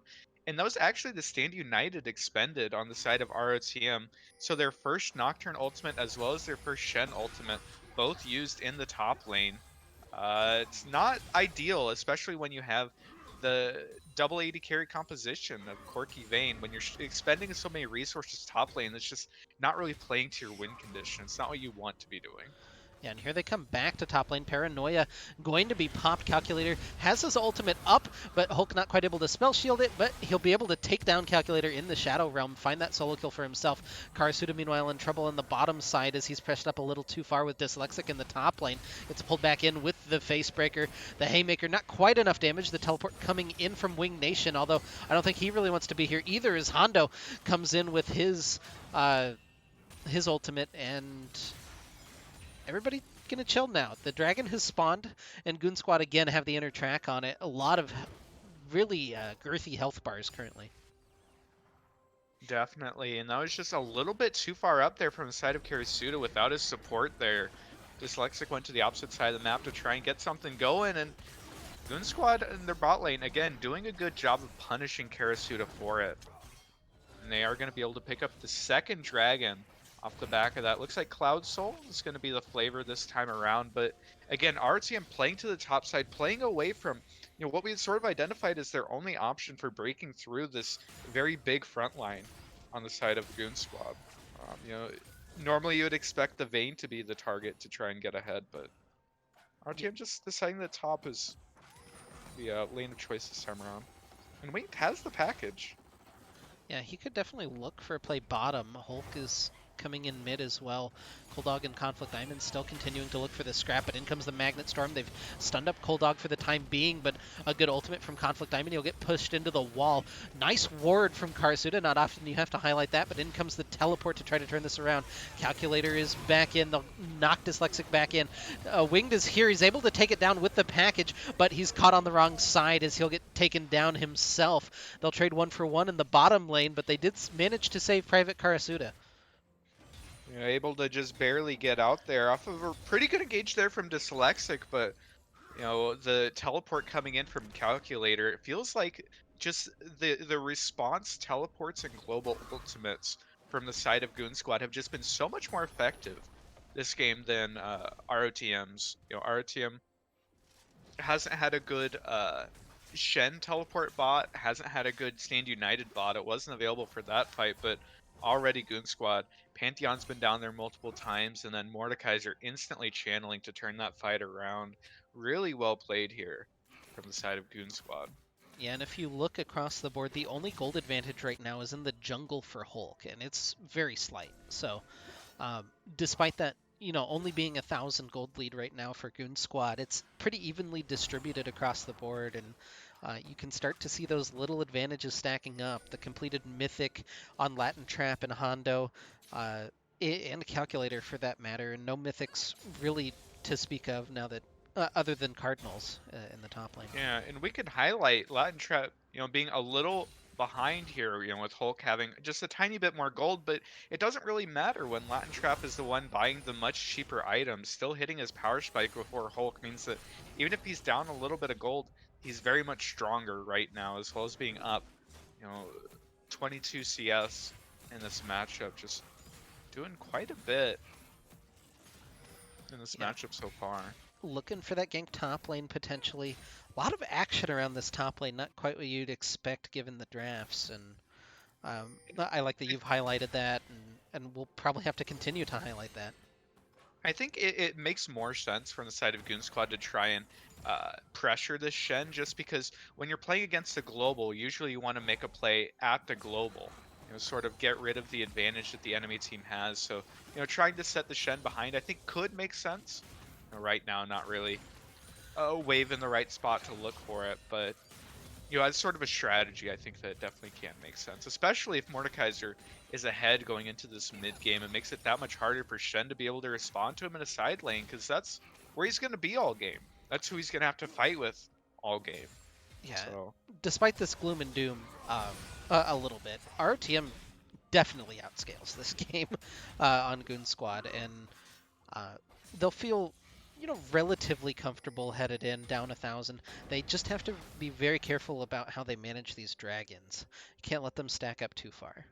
I think the big thing is going to come around using that quirky package. It should be up in time for this next dragon, and being able to use that effectively, I think is sort of going to be the key to ROTM winning a fight. Ooh, Hondo does so much Yeah, damage. Hondo looking for that, but the counter paranoia coming in, the Stridebreaker. Oh, he gets the shield, and they'll be able to find that kill in the mid lane. The shutdown goes to Wing Nation, but Latin Trap's here for the gank. The Stand United made Cardinals a little bit vulnerable, and they can definitely dive. They have more than enough health bars, but choosing not to with Winged and Hulk on the way. Meanwhile, they engage in bottom lane. Dyslexic goes in the flash forward. They're looking for Cold Dog, but just can't quite find that damage. Karasuda gets stunned up. One more auto would be enough, but the Dawning Shadow Shield proving huge. They've kited him back to the wrong side of the rift. Karasuda finally finishes that one off. Good stun. Just comes up in time. Conflict Diamond gets the Haymaker back through, but it's just going to be enough to disengage. So Karasuda and Dyslexic, they burn all of their resources. They get all the counter resources burned, but they find the kill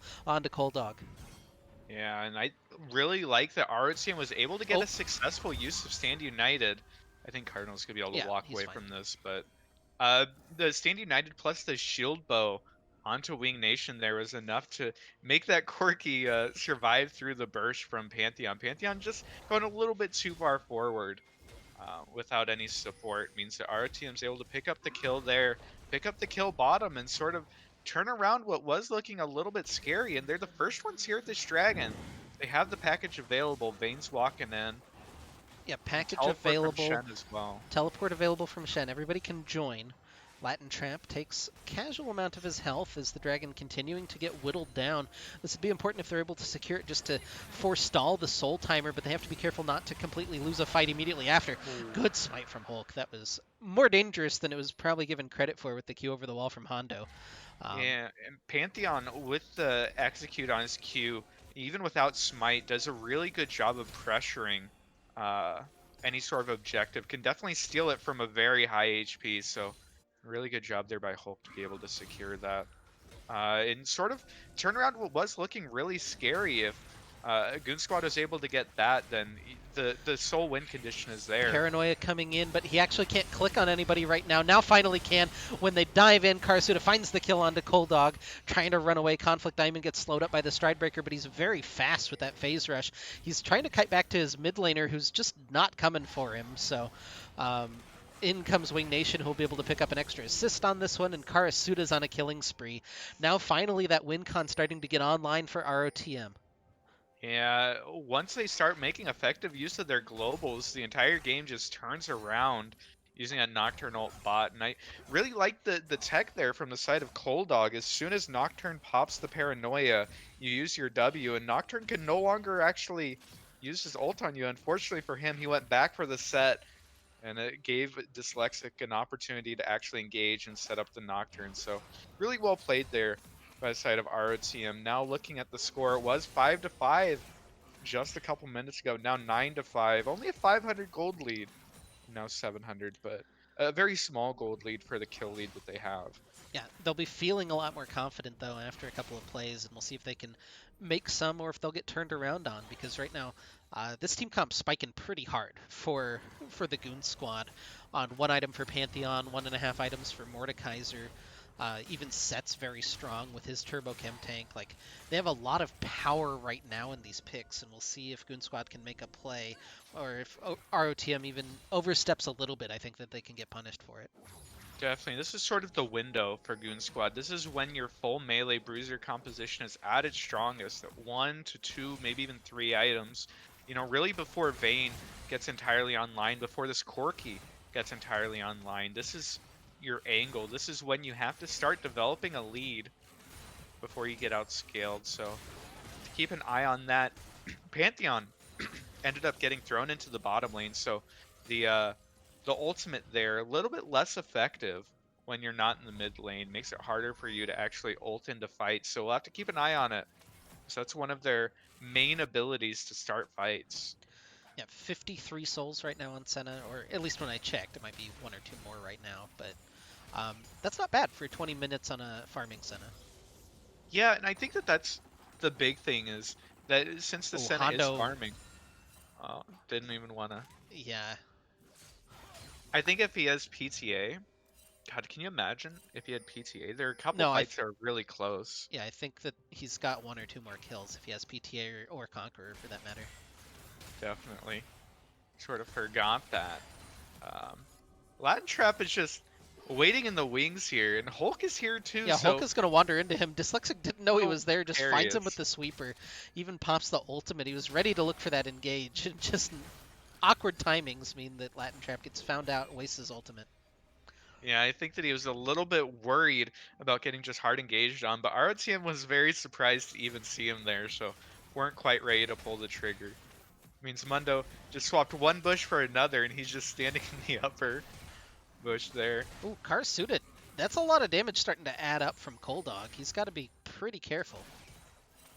Senna, the longer this game goes on, is sort of the bright light for Goon Squad. Senna, of course, scales extremely well, especially against shorter range champions like the Vayne. If she's able to get a lot of her stacks, Senna could really make life hard for Karasuda in these team fights, just because you have so much range over the Vayne, right? If you're able to abuse that, it can make it very difficult. But Vayne already at 2 completed items, has the completed boots as well, is very strong, very much online at this point. Yeah, 30 seconds now. It was 40 when I looked at it and was going to say it, but 30 seconds now on the Cloud Dragon. Package available for Wing Nation. Cardinals has both the Stand United and the Teleport to be able to join. Calculator, who's a little bit separated, could teleport, although that wouldn't be, the most distance for him to cover. He can probably just walk in, but they're going to pick the Paranoia. They're going on to the Dr. Mundo. He's actually taken down. Hulk rips through him, and picking the enemy jungler means that they should be able to secure this, barring a Comet Spear steal from Hondo. The entire team of Goon Squad was down here, but unfortunately just a little bit too split. They get the snare. In comes the Goon Squad, but Magnet Storm doing a good job to disengage. The Corki package is just tearing through. Calculators in the Death Realm, though, not taking all of that damage currently, but they're able to turn this one back in. Coldog running away, but gets taken down by Karasuda. Hondo is on top of Karasuda. The Ignite isn't quite enough. Oh, it is. Never mind. And the Dragon goes the way of Hulk, who was just on that the whole time. But it's a 5-for-1, essentially. Or 5-for-2, excuse me, as Dyslexic and Karasuda fall. But a great fight for ROTM. Definitely, and a lot of that was off the back of a massive package combined with the Magnet Storm from Rel. Means that the melee champions from Goon Squad had a lot of trouble even being able to participate in the fight, let alone the fact that they're losing their entire health bar to the package. So ROTM able to come out on top in the first real team fight, and for a team that's spiking so hard in the mid game, losing that fight is really big for Goon Squad. It's definitely not what you want to see, because the window for you to impact this game is sort of closing. Yeah, right? It was a 4v5, to be fair. They did not have Dr. Mundo. Yeah, Mundo walking in just a little bit too early.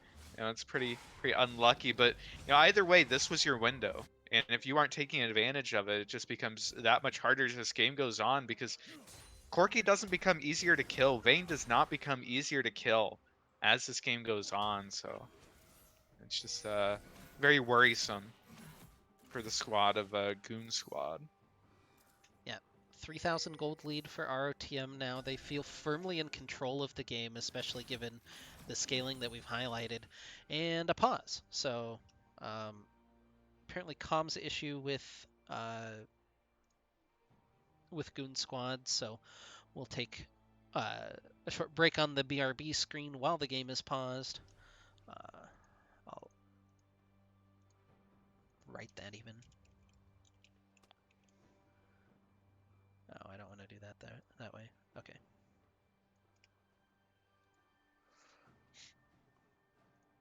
What was that in chat? What the fuck? By Odin Scroat. By Odin's Scroat, I want that blue, says Godspeed Hondo.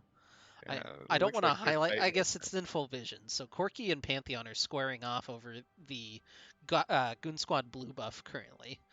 Um, I almost don't know if it's like super low right now. And there's like a rocket and a spear incoming. That'd be pretty, a big stare down happening. I just hope one of these games I had a pause while we were at the land for Get Wrecked, and uh, Winged was playing Corky, but he had his Gatling gun going.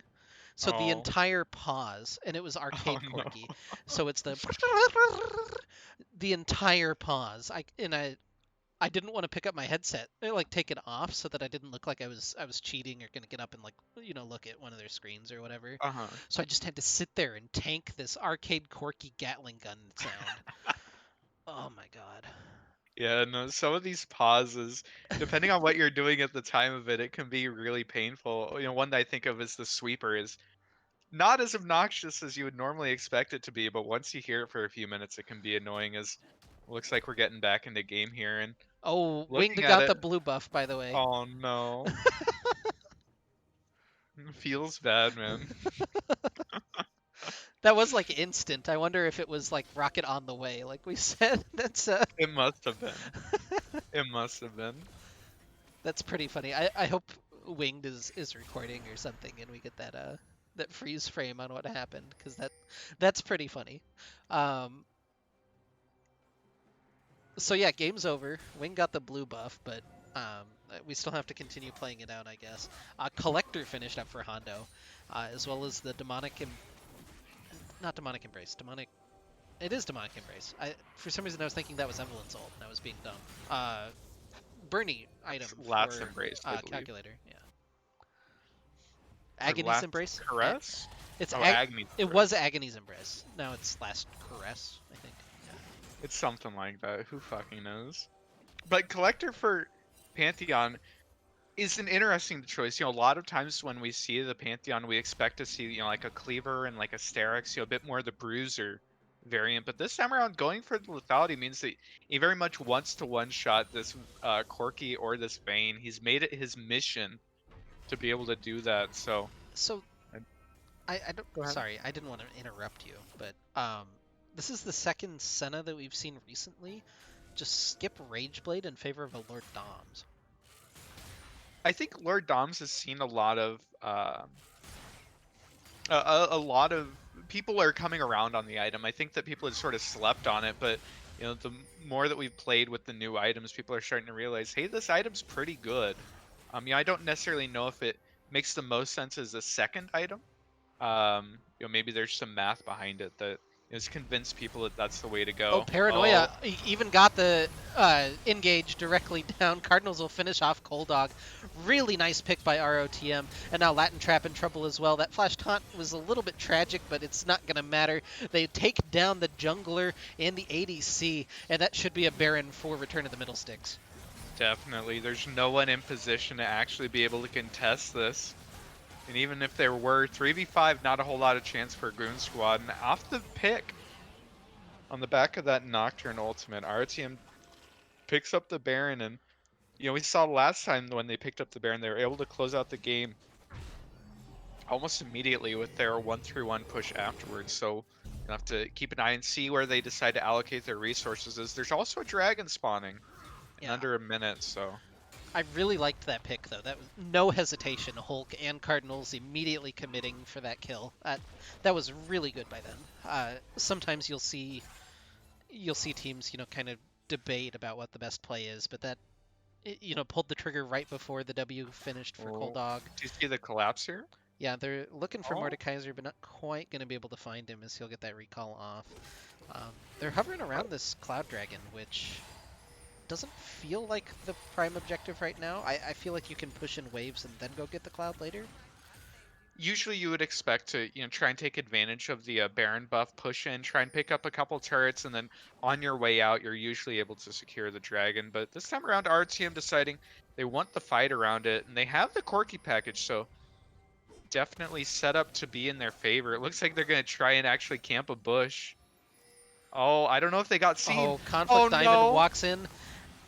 Not quite enough damage to finish him off, but in comes the Paranoia onto the backline, immediately onto Cold Dog. They get some big stuns. Dawning Shadow doing a lot to delay that fight, but meanwhile Karasuda is just 1v1ing Latin Trap on the bottom side. I can't tell who's in the Death Realm. It looks like it's Wing Nation, but he's got the QSS available. The Zanya's is enough to at least finish off Dyslexic, but oh, he got the bonk. He got two. I don't think that's enough to really turn it around, but a heroic effort from Calculator. Definitely. This Mordekaiser is very scary. Has 3.5 completed items, so it was able to tank up the damage of RTM for quite a while. But eventually RTM able to take him down at the cost of just a couple of their members. But Melee more problems. importantly, I Sorry. think that it sort of ends up stalling out their Baron pushing power, as they're going to have to reset here. So a lot of the duration of the Baron is just not going to be used for actually pushing on the side of our team, which isn't ideal for them. That said, as we've highlighted a few times, they definitely scale very well. So if the game goes a little bit long, probably not too bad for them. Cold Dog has a Zeal. That's going to be a rapid fire cannon rather than the Rage Blade. Does Rage Blade? No, Rage How do you Blade's... build Rage Blade? It's a Rage Knife plus Uh-huh. pickaxe plus a dagger. Is there not any crit in the Rage Blade? There has to be crit in the Rage Blade, right? It's not a Zeal, though. I'm pretty sure it's a crit cloak if there is. I have bought the item maybe twice since the item Ooh, changes. Cardinal's but getting collapsed on here. Calculator gets taunted. Cold Dog just took a little path, a little trip around that embankment, but Calculator pulls him into the Death Realm, and Cardinals is going to be hard-pressed to get out of here. We'll see if he can make it. Has the taunt away, the little shield helping him out, but the Glacial Augment slow from Cold Dog. He gets the counter slow with his sword, but in comes the rest of Goon Squad to collapse upon him. The shutdown goes to Calculator. They're going to lose some towers here in mid lane for it, though. Yeah, meanwhile, our team taking advantage of 4 people collapsing on their split pusher means that they're able to pick up that tier 2 mid. The Baron's gone now, so at the end of the day, they only picked up a turret with it. Yeah. But also secured the dragon, so not the worst in the world. Looking But for the bush bait here. oh It's no, going to be the that's a lot of people. Oh, it's the 5-man squad. They really can't take this fight. Oh, he gets pulled back in out of the collapse. They're looking maybe to turn this one. Paranoia pop, but I like the choice not to engage. They're trying to kite this one out at the backside, play around their 280 carries. Karasuda gets taken low. It's just falling apart, though. Goon Squad has found a big engagement. It's a triple kill for the Senna. What can they get off of this, though?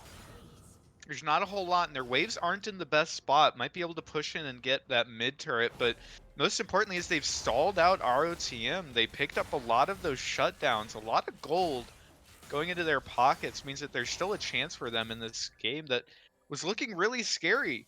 But ROTM ends up, I don't know, just being a little bit too far forward without their entire team there. It ends up getting caught out. Really well played there by Goon Squad, as this Mordekaiser has just been absolute menace. It feels like every time that we're casting, if we see a Mordekaiser, he just turns into a monster, in this mid to late game.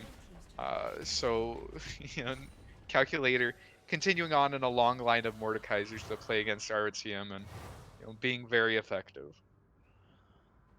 Wow. 50 seconds to go on another Baron spawn. RTM will have everybody respawned and able to contest that one. Minute 44 to go on a possible Cloud Soul. The 4 Cloud Soul. They'll be very speedy boys if they're able to secure that one. Guardian Angel for Hulk feels like a nice item. Nice addition going into this Baron fight. Definitely. This is a new Nocturne build of the Stride Breaker into more of like a Bruiser frontline. Not even frontline, but definitely Bruiser. It's very interesting. We've seen it quite a bit recently. It can be very effective. I don't know if going the Bruiser build is into the tankier composition. I suppose you sort of have to. You don't have a whole lot of options as the Nocturne. You know, there's no one that you're killing in this game. You're just there to, scare someone with your fear and, maybe pop an ultimate or two. Yeah, Baron is up right now, this second, and there's no one around it currently. Instead, it looks like a lot of attention being paid to this Cloud Dragon area by Goon Squad. They have a 4-man squad there. Hondo can join with his ultimate if he can get into range, which he is not right now, but will be very soon. Oh no, Dyslexic and Karsuda may be walking into their deaths. Dyslexic gets stunned up, gets taken down, and it's a good pick for Goon Squad as they set up very early in that banana bush. There's still 30 seconds on the dragon spawn. Oh, even more tragic, Karsuda warded the bush right above where we're looking right now with the blue trinket. He thought that it was clear because he looked further in. Oh no. Yeah, they had a ward in the bush, but it was pinked out. And RTM is actually pressuring the Baron because they expect Goon Squad to be on the dragon. But Goon Squad already set up vision. They know what's going on. Oh. Set is so fast, and they don't necessarily know who it is because he's coming out as a weird little spirit thing. Thanks to the Senna W. That's the most descriptive way I have it. Mordekaiser is just soloing out the dragon, going to be able to pick that up for the side of Goon Squad. But RTM, yeah, I like that they look to sort of fake doing the Baron, apply a little bit of pressure. Oh, Quirky may be in a little bit of trouble, but Hulk is going to go in. They're just looking for Cold Dog at the back of this fight. They'll get ulted back in by Conflict Diamond. Can ROTM actually finish off any of these kills? They do finish off Conflict Diamond. Godspeed Hondo is taking up everything with that Golden Aegis, but now finally maybe in a little bit of trouble. Calculator is here. He's huge, but the stun from Hondo will trade out with Karasuda. Calculator and Cardinals doing mortal battle in the Death Realm, and Calculator will win that one. But on the other side of the fight, Wing Nation cleans up a kill. This is just such a spread out mess. Dyslexic still may be looking for this one.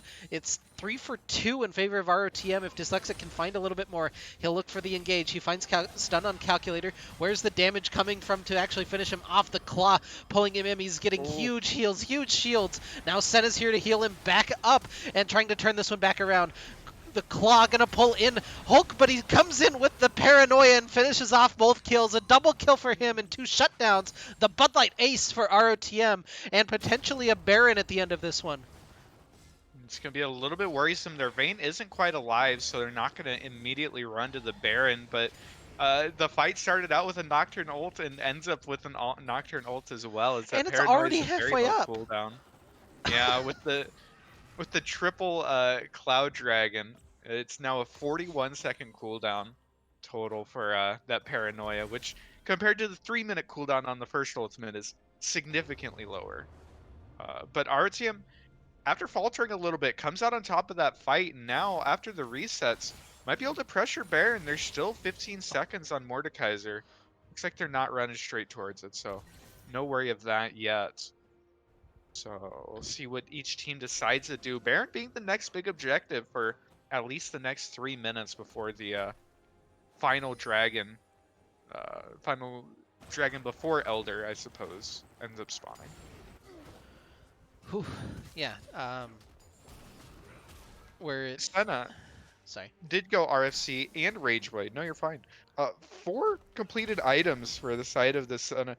Very strong at this point. Senna is very difficult to deal with for most of the side of ROTM, and they're actually just starting up the Baron. The team names have been backwards the entire game.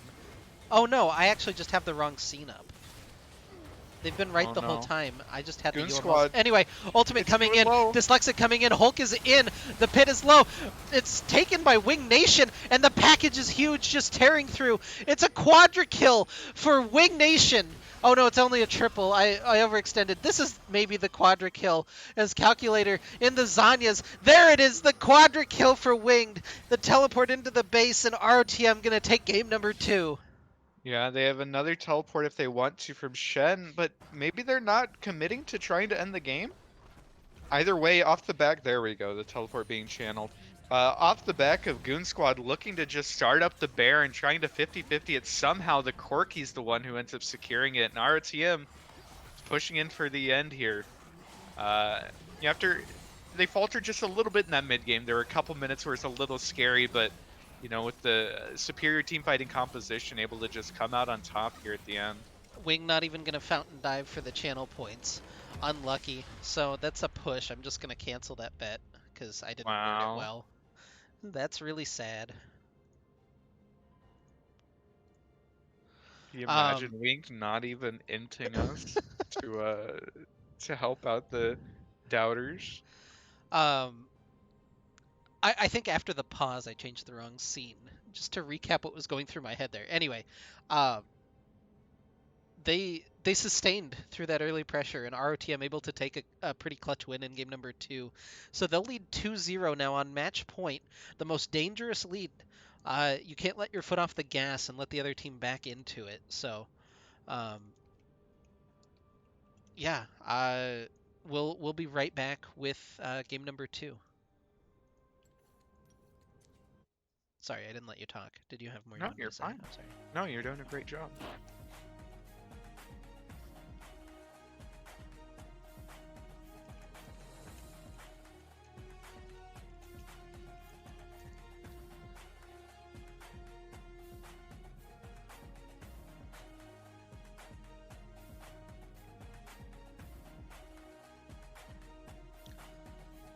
Also, good luck to the Diamond team. They're doing tryouts right now for UML for next season, so shout outs to them. Hog.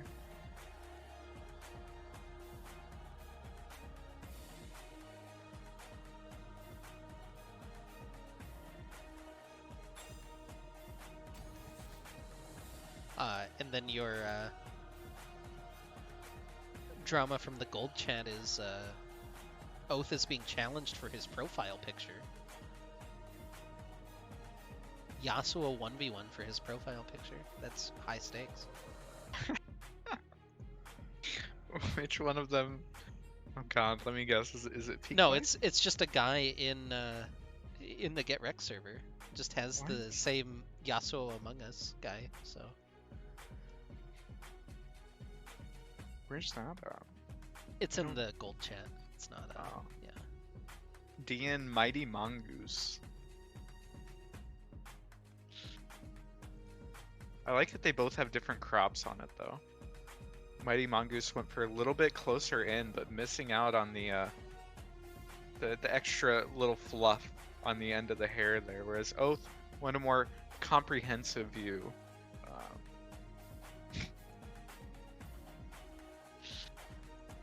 Thanks Hulk for the Prime sub.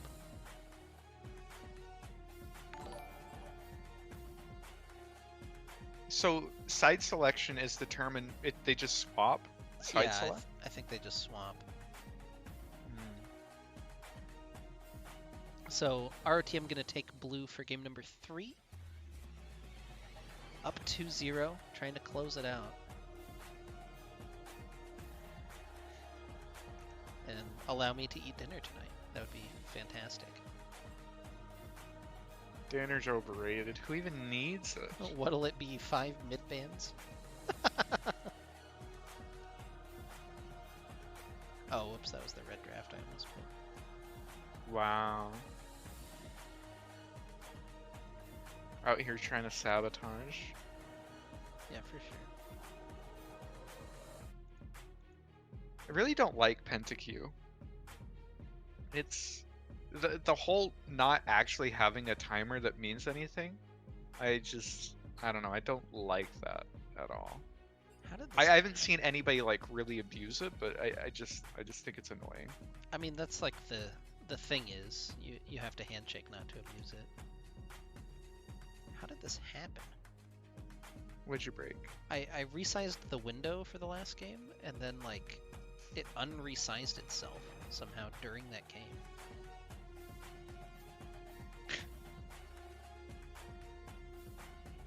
You quit breaking shit? Come on, Eric.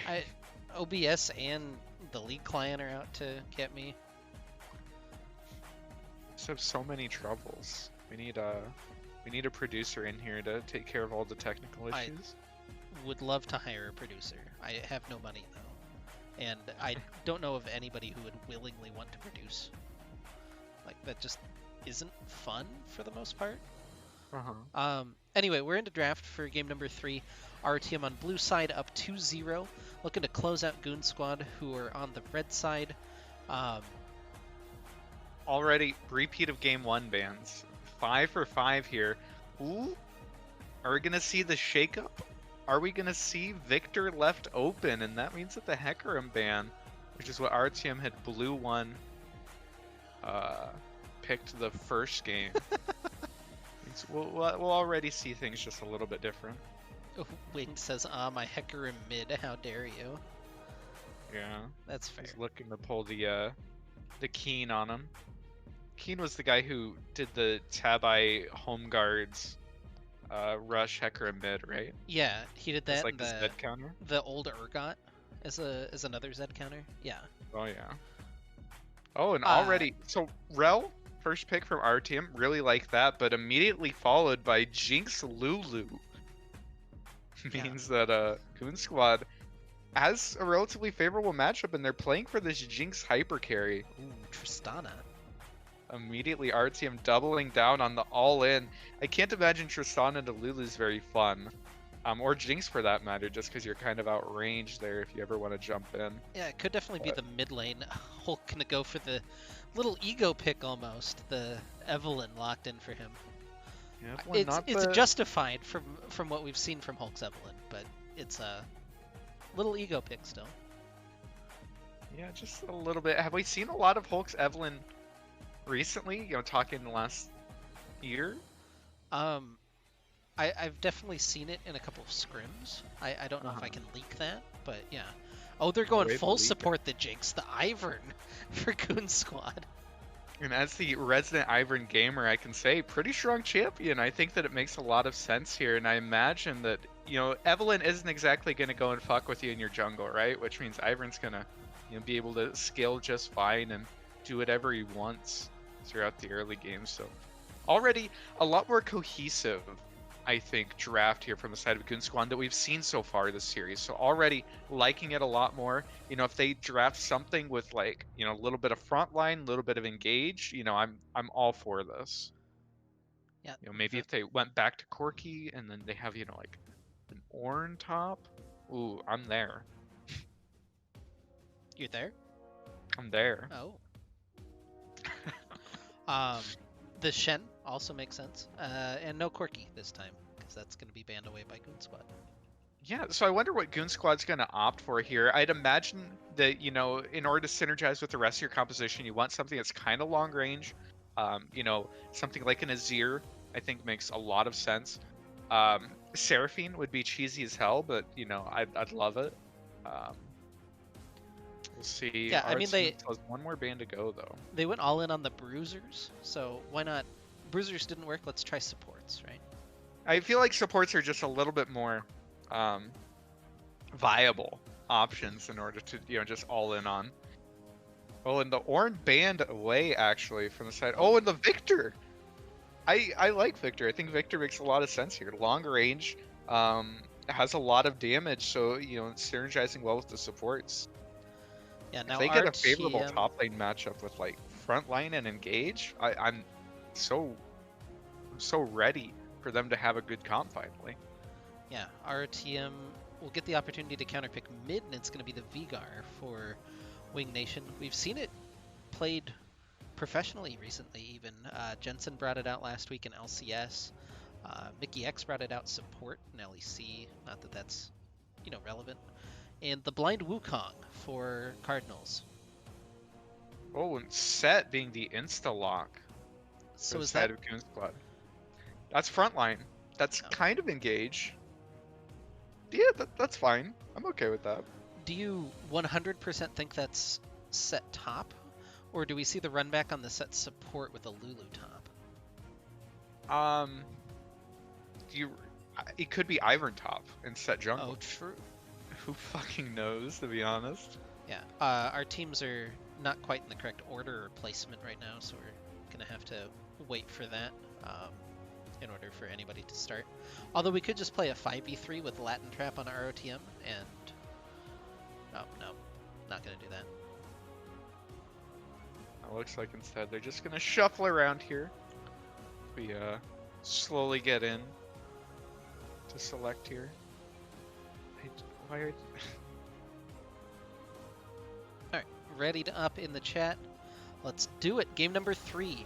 Return of the Middlesticks and Goon Squad. I hyped that up a lot, but we still have to sit through this entire pick ban, and I didn't get a chance to pee in between games, so I'm gonna go right now. You can talk to the lovely people in the chat.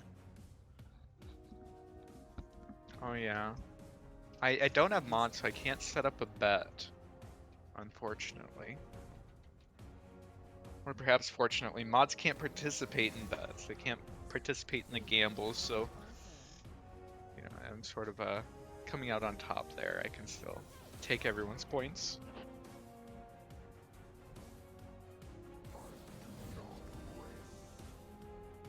So we're just sort of chilling.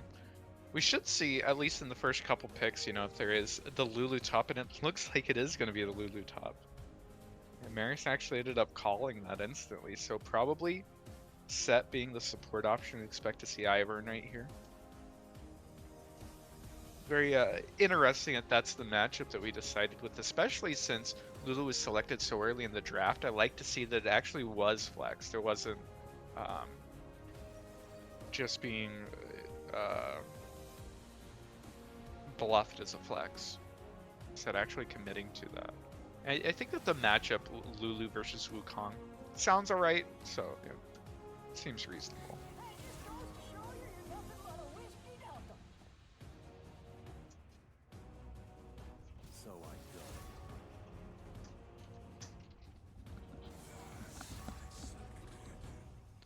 Alright, I'm back. Did you entertain the folks in the chat? To the best of my abilities. It was Lulu top. You were right. You nailed it. Huh? Alright.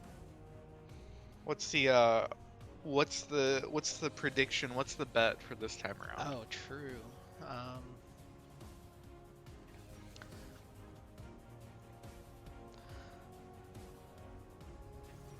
I think either Evelyn kills Oh, that's what I was doing. or Jinx deaths would make a lot of sense.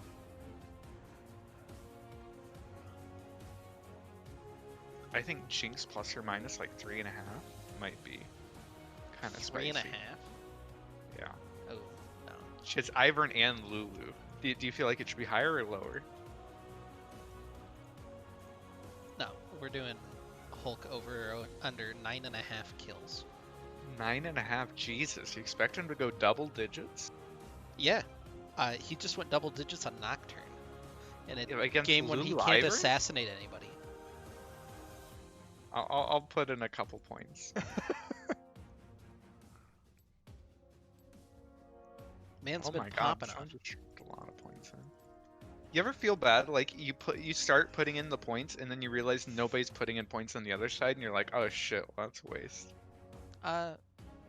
No. It happens to me sometimes. I feel like I should save my points, you know, not commit them too early. Because you know, I'd be down to play spoiler here and put some points on the other side. That way there is a prediction. Oh man, a lot of doubters so far. Or is that just you?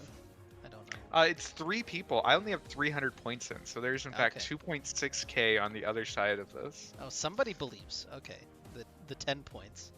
See, and that's just the that's just someone taking advantage of the odds there. Yeah. 10 points to pick up 2.9k is pretty good.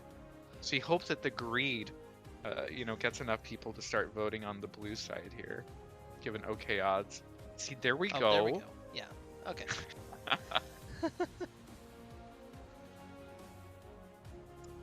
It's always a fun thing to watch.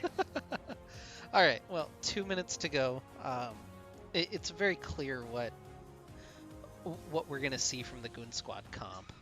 Um, what are what are you looking for from this RTM comp? Like, what is the big idea? Um, I mean, so the issue with the RTM comp is that a lot of it wants the team fight. Tristana, Rel, Vagar, Wukong, you all want a team fight. Evelyn doesn't want a team fight, never wants to group, just wants to be picking people off. And against a team composition like the Ivern and Lulu Jinx that they're looking against, Goon Squad should be perfectly willing to just death ball in the mid game and just run around with their supports. I feel like a lot of this game is just going to come down to whether or not Hulk is going to be able to find um, the executes, find people alone, and be able to actually, one shot them like an assassin needs to. If he's able to, then this game goes super far in RTM's favor. But just looking at the options available for Goon Squad, it feels like it's going to be a really hard time for Hulk on the Evelyn. Yeah. Shout out to the Legends live bracket, by the way. Really neat that they've got that going. Um, if you take a gander at it, you can see that RTM and Goon Squad, the winner of this series, will face It Do Not Matter in the next round. And as we take a look across the rest of the bracket, the Grizzlies are up 2-0 on the Bad Papas, and RAR up 2-0 on Godmade. So right now, RTM holding it down for Division A is really what's happening. I think Regicide and Sheepherd got rescheduled, if I'm not mistaken, judging by them being 0-0 still. But Or they're just not using their tournament codes like they should be. It's not tournament codes. You just have to tell somebody and you get the bracket updated. Is my understanding. Really? Yeah. Well, what the fuck? I thought they were taking advantage and stuff like that, but no. Apparently, it's just you send a Discord message. Yeah. So we'll load into game. Game number 3, Return of the Middlesticks, looking to close out the series. And Goon Squad now fighting for their continued tournament lives. They've drafted themselves a hell of a support comp. Definitely. I honestly feel like it's a little bit worse. Throwing the Lulu top means that Jinx won't have a support near her for most of the early game, unless Ivern just sort of chills down there, which Ivern can do. But otherwise, not too crazy about that. I was talking a little bit while you're gone about the Lulu Wukong matchup. It feels like Lulu's probably fine in that. I don't think Wukong really pressures, killing Lulu pre-6. Yeah. I don't foresee any solo kills in that lane, but I guess we'll have to see. That Ivern skin always looks a lot like the Azir skin that also got released with it. I Uh-huh. I have trouble differentiating between the two on the splash art. Definitely the art team very consistent, I suppose, with their themes. Yeah. We got the 96% again. This is unfortunate. I feel like it has to just be that, like, if we were watching a recording from somebody else that was actually loading into the game, they probably stopped at like 90 or something. Yeah. And this is just sort of the shorthand. It's like, hey, they had trouble loading in. You're gonna have to wait to load in. Did you talk at all about the Vigard counter pick into Victor? Do you feel No, like I that mean, works well for Winged? I think that it can definitely be annoying for Victor in team fights, just because if you ever want to use your Q, you have to be within a certain range for Victor, right? And if you're in that range, Vagar definitely can put the box around you. The I don't know what it's called. The Event baby Horizon. cage. It's Event Horizon, but yeah, the baby Yeah, cage. Yeah. yeah. So it's definitely something that can make Victor's life a little bit harder, but I don't know if it's like a hard counter. I don't know if it's like, wow, Victor can't play the game now just because Vagar was locked in. Victor destroys Vigar, says Metsuro in the chat. Victor, so in his E and R outrange Vagar, right? So which is why I'm saying I think Victor's probably like fine with this matchup. I think he's relatively okay with being in it. We're Yeah. speeding up, right? Yep. To beat with live. Yep. Yep. All right, welcome back to Summoner's Rift. Game number 3, Return of the Middlesticks on match point on the blue side of the Rift, and Goon Squad fighting for their continued tournament lives on the red side. Well, we've seen it was a big stomp in game number 1, basically, and then game number 2, really tight, well-contested early game that turned into a pretty big snowball for RTM. Had a kind of, sketchy team fight in the middle of it, but other than that, kind of hit their scaling and looked a little bit dominant as well. Um, so we'll see if Goon Squad can fight their way back. That's 1 AP Oh for Vigard. no. That's over. GG. But one of the big things I think for the side, oh no, Winged was I thought he was gonna sneak in, try and get another one. But as far as the team compositions go, for the first time this series, it feels like Goon Squad actually outscales. Um, oh Oh no! no. Quit That's giving him so AP. BM. Um, but no, for the first time, they seem like they outscale the composition of ROTM. So I like this adaptation. It feels like there's a lot of cohesion in their team comp, and I think that they definitely have more of an opportunity this time around. Um, What are they doing? they're fake leashing. Okay. Yeah, so they're I gonna didn't think take a you little needed bit to of commit damage and for it, some but mana. yeah. You definitely don't, but it's more believable that way, right? Yeah. Um, Really the Wukong confuse the coming in hell out of late them. to top lane won't give it. I don't know. We'll see how that mind game works out if it does. Right now, Latin Trap is just gonna mark some camps and doesn't need a leash because he's Ivern. Um, but yeah, Yeah. I wanted to talk a little bit about the new Vigar build. The reason that he's gotten so popular is because of that buff to Cosmic Drive. Now you Mhm. need 160 AP to get the bonuses, which is like 20 AP and some ability haste, right? Yeah. But you can farm that before you finish the item with Vigar, because you get the AP on the combined cost plus you get your farmed AP. Karsuda gonna get chunked low, so you actually wind up triggering the Cosmic Drive passive before you finish your first item. So that's Which is kind of neat. very good. Yeah. I just wanted to point out Latin Trap with his path on Ivor and ended up doing the raise before the red, which means he had to actually stand by his red buff for about 20 seconds before he could actually mark it. So he's sort of inting his path. Um, maybe not super familiar with the Ivern. Yeah, Hulk gonna just stop by mid right now, not gonna be able to find anything. And right now, all 3 lanes kind of in a rough spot for our team. Karasuda even forced to flash here in the bottom lane, mid lane getting shoved in. Cardinals is just not healthy, although he does have the shove advantage up there on top side. And now Latin Trap hanging around in this side bush. He can sneak up to that middle bush. And shouldn't be visible. Oh, In for the flash into the facebreaker, and the ignite not quite going to finish off Karasuda, but more pressure just being exerted on this bottom lane. definitely. I like a lot of Ivern's power comes in the fact that he doesn't have to spend time actually clearing his camps. So in between marking them and before picking them up, he can go and pressure lane. So already there, in a timer where no other jungler would be able to be bought.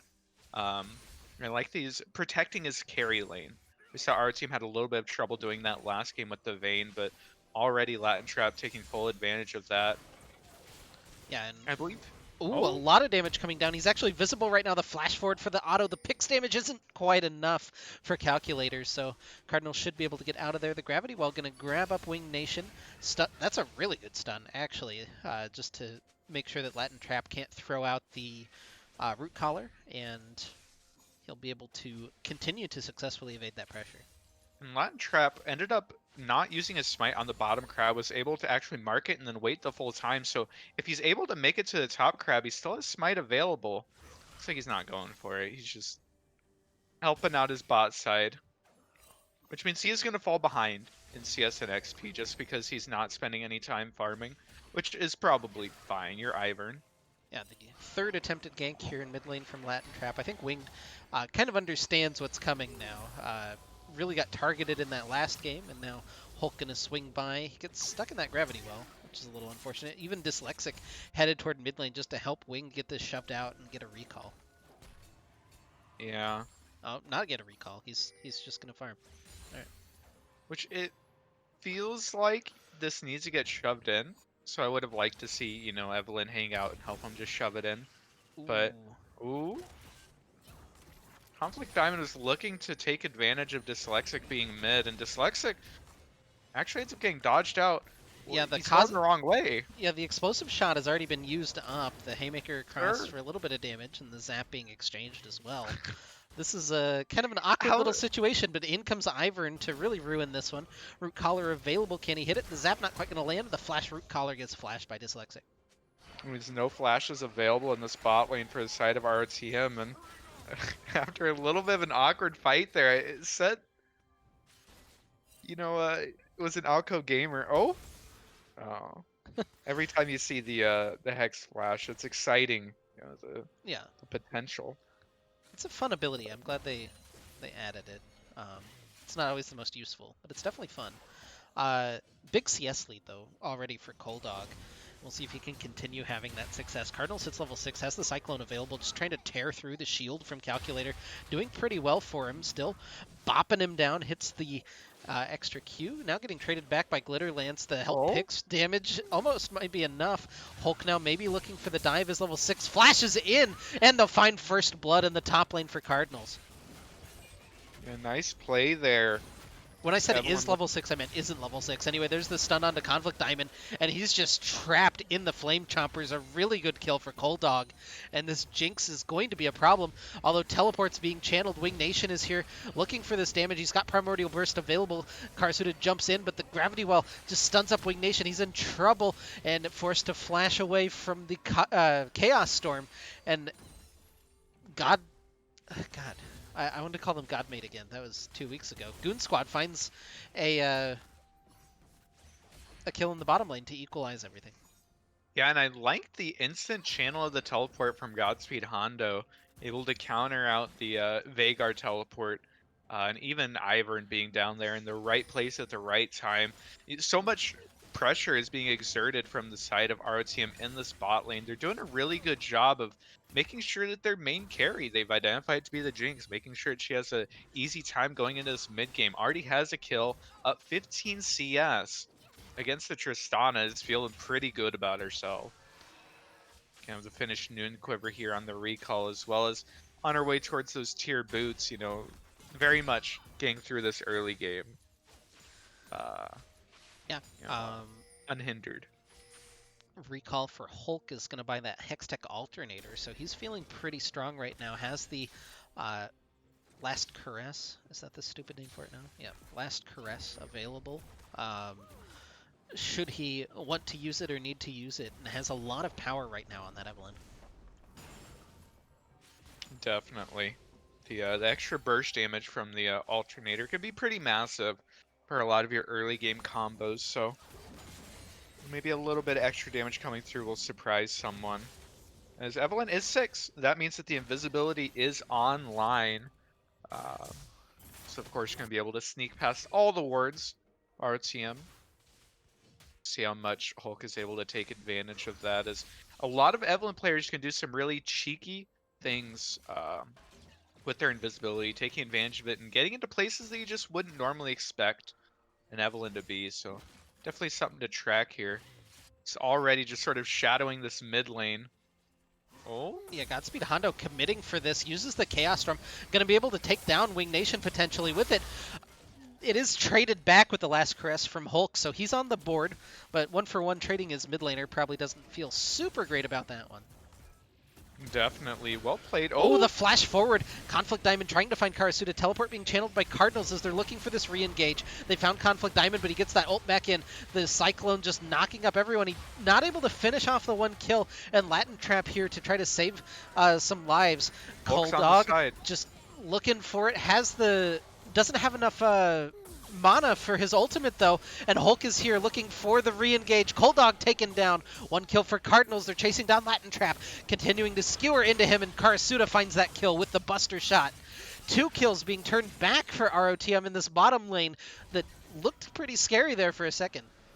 Yeah, the teleport for Cardinals couldn't be matched by Calculator. It already used it earlier to get back into lane, so well played there by ROTM, but with Ivern being there first, Goon Squad was actually able to turn it around, make it look like it was going in their favor, but they overextend just a little bit, don't respect the Evelyn, and end up giving over a couple more kills, which, after the way that early game was going for the bottom lane, isn't what you want to see. Definitely not what they want to see is now, we highlighted earlier, Jinx had a 15 CS lead, had the kill lead, no longer there in either sense, only a 3 CS lead and actually down an assist now. Yeah, we'll be able to get some of that back off of this wave bouncing and Karsuda taking a little bit later recall, but um, let's see what... Oh, that's a lot of gold on Karsuda. He can finish up the Noon Quiver. Oh, he's just going to match. Okay. Oh, he got an extra crit cloak. Good for him. Yeah, up a little bit of gold there.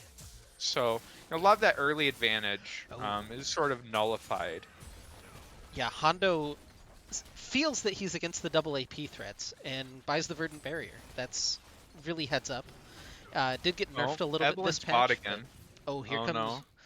Dyslexic looking for that engage. The Flame Chopper's doing well to stun him up. Meanwhile, Winged in a little bit of trouble in mid.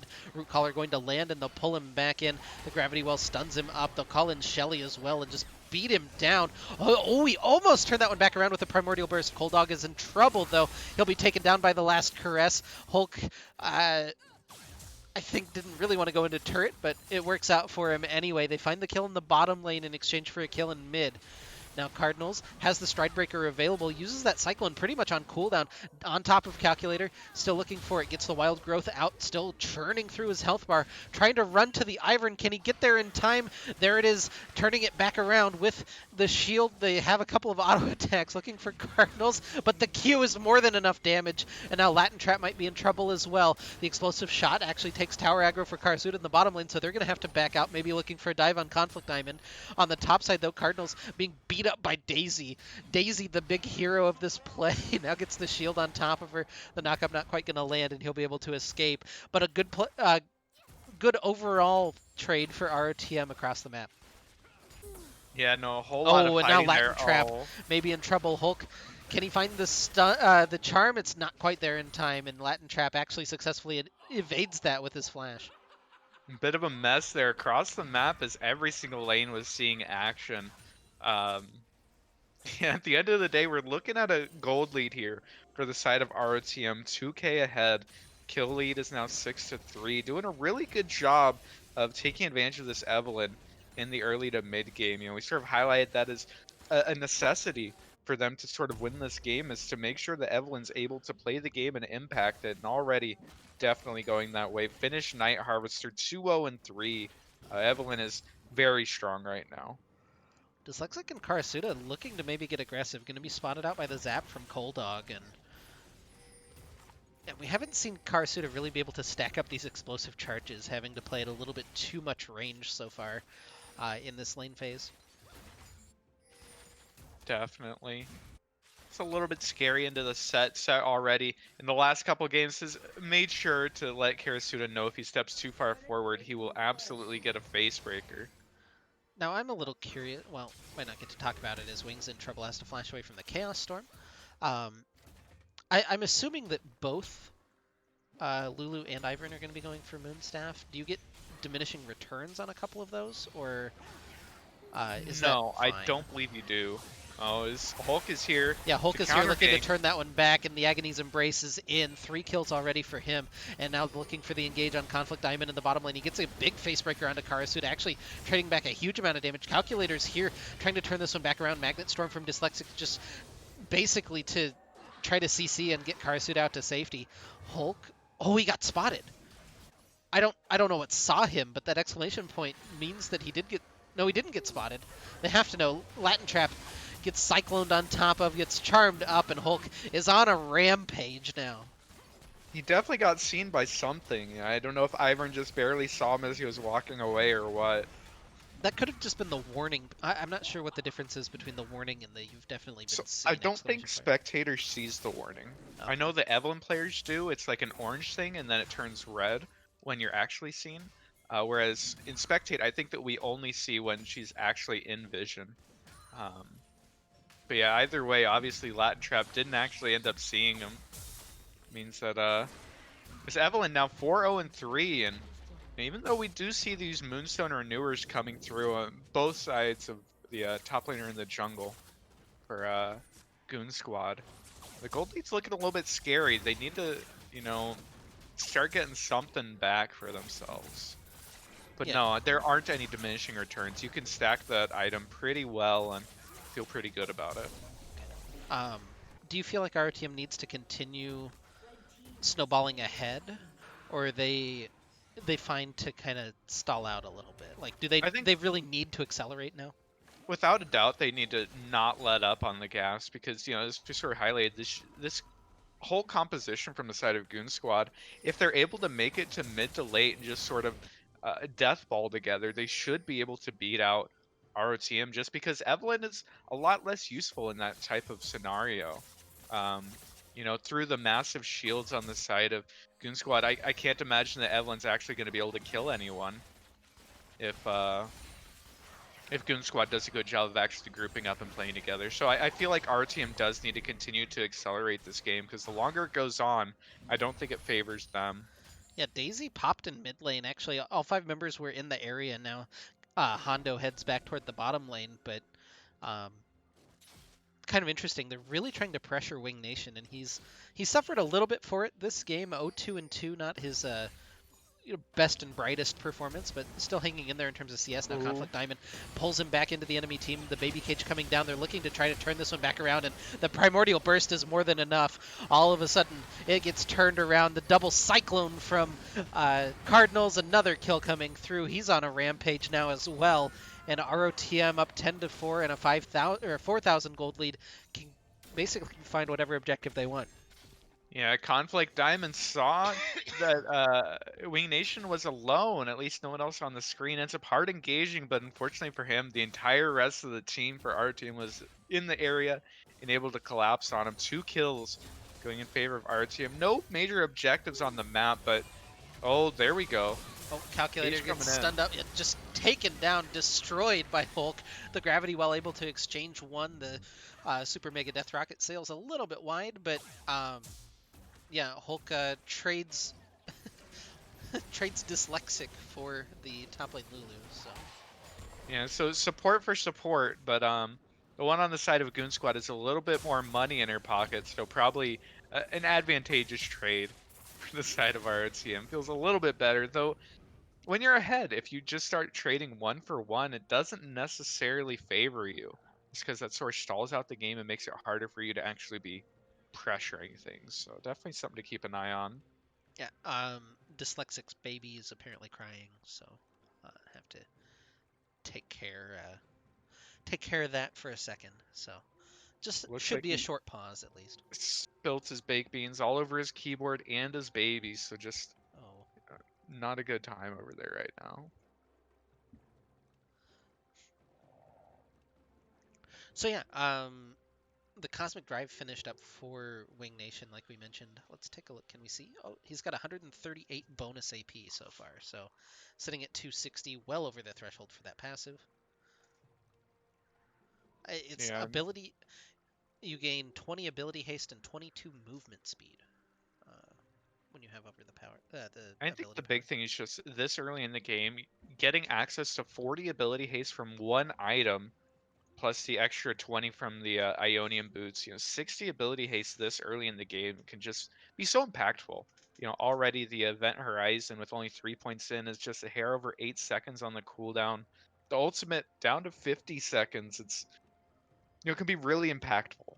Um, to just have access to that much ability or ability haste this early in the game.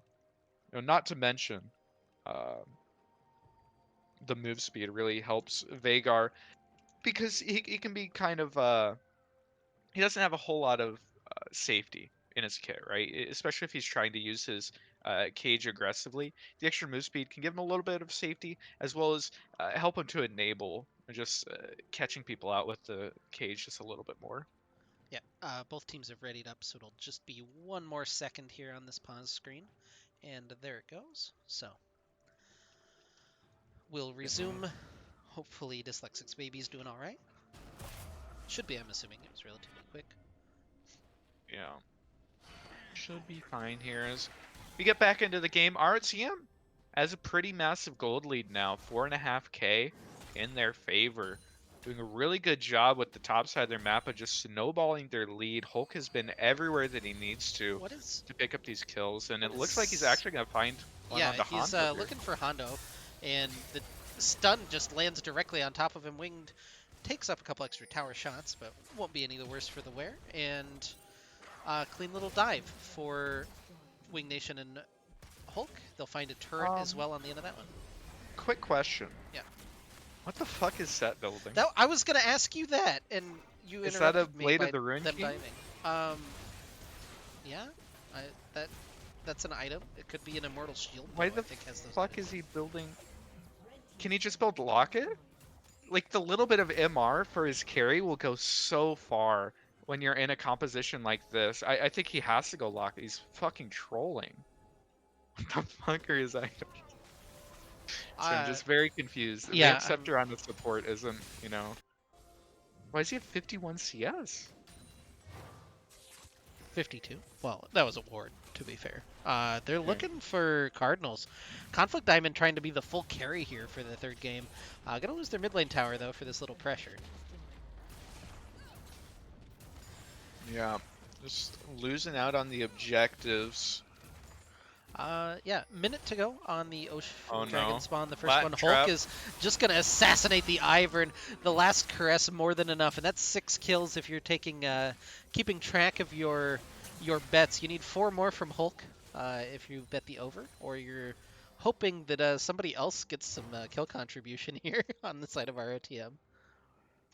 Yeah, I mean, if you told me that the support wasn't gonna buy a fucking locket, so this Jinx is gonna get one shot every second, you know, maybe maybe it would have been smarter to vote over. As Hulk has just been very effective on this Evelyn so far, doing a really good job of finding these angles to be able to actually pick people off. And we see this here. Look, he's trying to sneak around. They're trying to sneak around Karasuda, maybe in trouble. A lot of damage coming through. Just a couple of Jinx autos, but in comes Hulk, looking for that collapse. He's on to Calculator, and immediately goes down. Dyslexic takes that kill, so if you were rooting for the under, that's a positive result. And Cold Dog will be finished off by Wing Nation. Cardinals has found Conflict Diamond on the top side. 3 kills for ROTM, clean as you like. And Latin Trap maybe the cherry on top. Oh, he's got the flash away, so he'll be safe. Ocean Dragon spawns just now, and ROTM will take that. They'll take a mid lane tower. They have the full run of the map currently.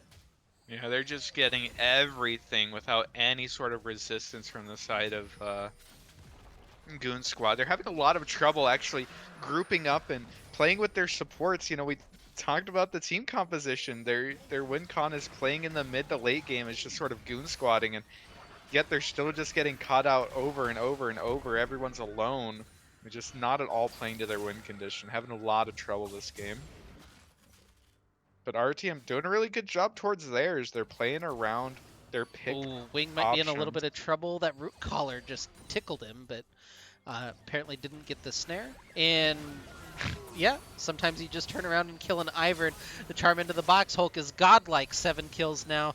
The dashboard from Cardinals forces the flash out of Conflict Diamond. And now the Goon Squad of ROTM could potentially look at a Baron. Maybe not on the table just yet. Looks like some jungle camps for the time being. And almost a 10k gold lead. They are so far ahead at this point. And that chase felt like a little bit of a tilt play out of the side of Goon Squad. Just, I don't know, your 400 health Ivern running straight at the Veigar. Winged ended up just turning around, pressing QR on him, and sending him to the death chamber for 30 seconds to go rethink his life decisions.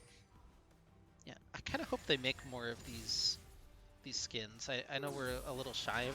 Oh, never mind. They're diving Hondo in the top lane. He is dead, and Hulk is legendary. He needs 2 more kills for that over, by the way. I hope they make more of these, like the Veigar skin. It's really cute, the Fury Horn cosplay. They can't for April Fools, because their official April Fool's skin line is going to be the next one. Yeah, what's the 80s thing? Yeah, the Or 80s thing is the one that 60s? it comes out on April 1st, I'm pretty sure. It's like the exact Oh. date, so. That's kind of a disappointment. That doesn't seem like it's, you know, like a jokey I think It I isn't. don't I know. like this. Like, I think it's cool, but yeah, it's I mean, not a the jokey one. skins are fine. It's just I mean, I think they've said that the jokey ones don't sell as well, which is why they tried the cosplay ones last year. And you can't tell me that Corgi Corky does not sell well. Corgi Corky is. that feels like more like the exception, but Um, I feel like the other thing is a lot of the times with their jokey skins, they kind of put them on champions that aren't very popular. Um, yeah. and if we think back to the definitely not skin line, right? It's like Udyr and Vel'Koz and Soraka? Ooh, Is Hulk that one gets of them? spotted out over the wall, but it just doesn't matter. Latin Trap going for a ride Uh, back to the gray screen. Karasuda Hulk's actually picks up taking that so kill. much damage Yeah, Hulk from is that. just tanking up the Baron right now, but he'll eventually get some help, I'm sure. Or Yeah, some our fruit. team got the pick, and now they're pressuring the Baron. Baron's not going down very fast, and no one's really tanking it. Yeah, Conflict Looks Diamond like looking for the engage, has the Hex Flash. He's going for it. I mean, as much of a meme as that sounds like, he gets a speed boost because of the thing. Cardinals is, however, just taking down turrets. Inhibitor tower, inhibitor under fire as well.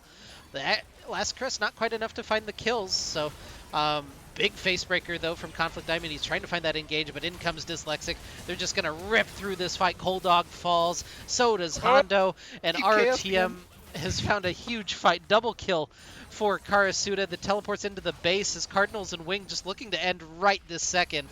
They're one Nexus Tower is down. Latin Trap trying to Daisy contest and help 1v9. this one out. The Cyclone, he gets held in place. Can they actually finish him off? The shields are enough. It's the ace for ROTM. And if they have a minion wave they can end, they They need have a a wave second coming here. in right now, but it looks like they're instead going to go for the safe play of just killing. No, no. Here we go. Here we go. Yeah, Nexus Tower number 2 respawns from Cold Dog and Conflict Diamond. They have to be careful not to overstay now. Stun lands on the Conflict Diamond, and the Nexus is apparently going to die here in a couple of seconds. I don't know if there's more kills. Yeah. yeah. I hate ROTM this. Why does this always happen on the last game of the series? I'm going to just check the stats page. They did get one more kill, by the way, but it didn't go to Hulk, so he finishes on 8 kills. Is going to be important. Oh Um, baby. So ROTM wins the series 3-0. Let's hype it up again. Bring the hype in. But congratulations to them. A sweep over Goon Squad and a pretty well played series overall from them. Definitely. A couple of hiccups at different points, but overall, a really well played series capped off by a very clean game three where our team went back to some comfort and really executed on it. Just really well played there, this Yeah. side of our team. So like we mentioned, that means that they're going to play It Do Not Matter in the next round. Uh, that game will be next Thursday, assuming nothing weird happens again. We should have it live on the stream, so you won't want to miss that. The Gold Team playoffs start next week as well. I don't know their exact matchup, but that'll be Wednesday. I hope I can do that one live, but no promises, unfortunately. Um, looking at the rest of the bracket right now, it looks like Regicide and the Sheep Herd actually started late, so it's 1-0 Regicide and RAR closed out their series 3-0. So, um, our team going to be the only team from Group A that's won a game so far. We'll put it that way. Out here Um, representing. yeah, out here representing Group A. They advance to the quarterfinals again. RTM versus It Do Not Matter next week, 6 p.m. here on the stream. Once again, we'll be a little bit more prepared for that next time. Uh, but for now, thank you guys for joining us. Shout out again to Matsuro for a couple of gifted subs. Thank you to everybody who followed the stream during the course of it. Really appreciate the support. Um, if you guys have your points available, feel free to redeem those for buttons or whatever. But yeah, thank you guys again for joining us. We're going to go ahead and just raid the Legends Esports channel, and you can watch the end of the Grizzlies versus whoever they're playing series. Grizzlies versus Bad Papas. So go ahead and check out that stream, and thanks again for watching us. Thank you, Aikedo, for joining me again. Always appreciate your commentary, and we'll see you guys next week. You can say something. It's okay. Oh, no, I was just gonna say glad to be here.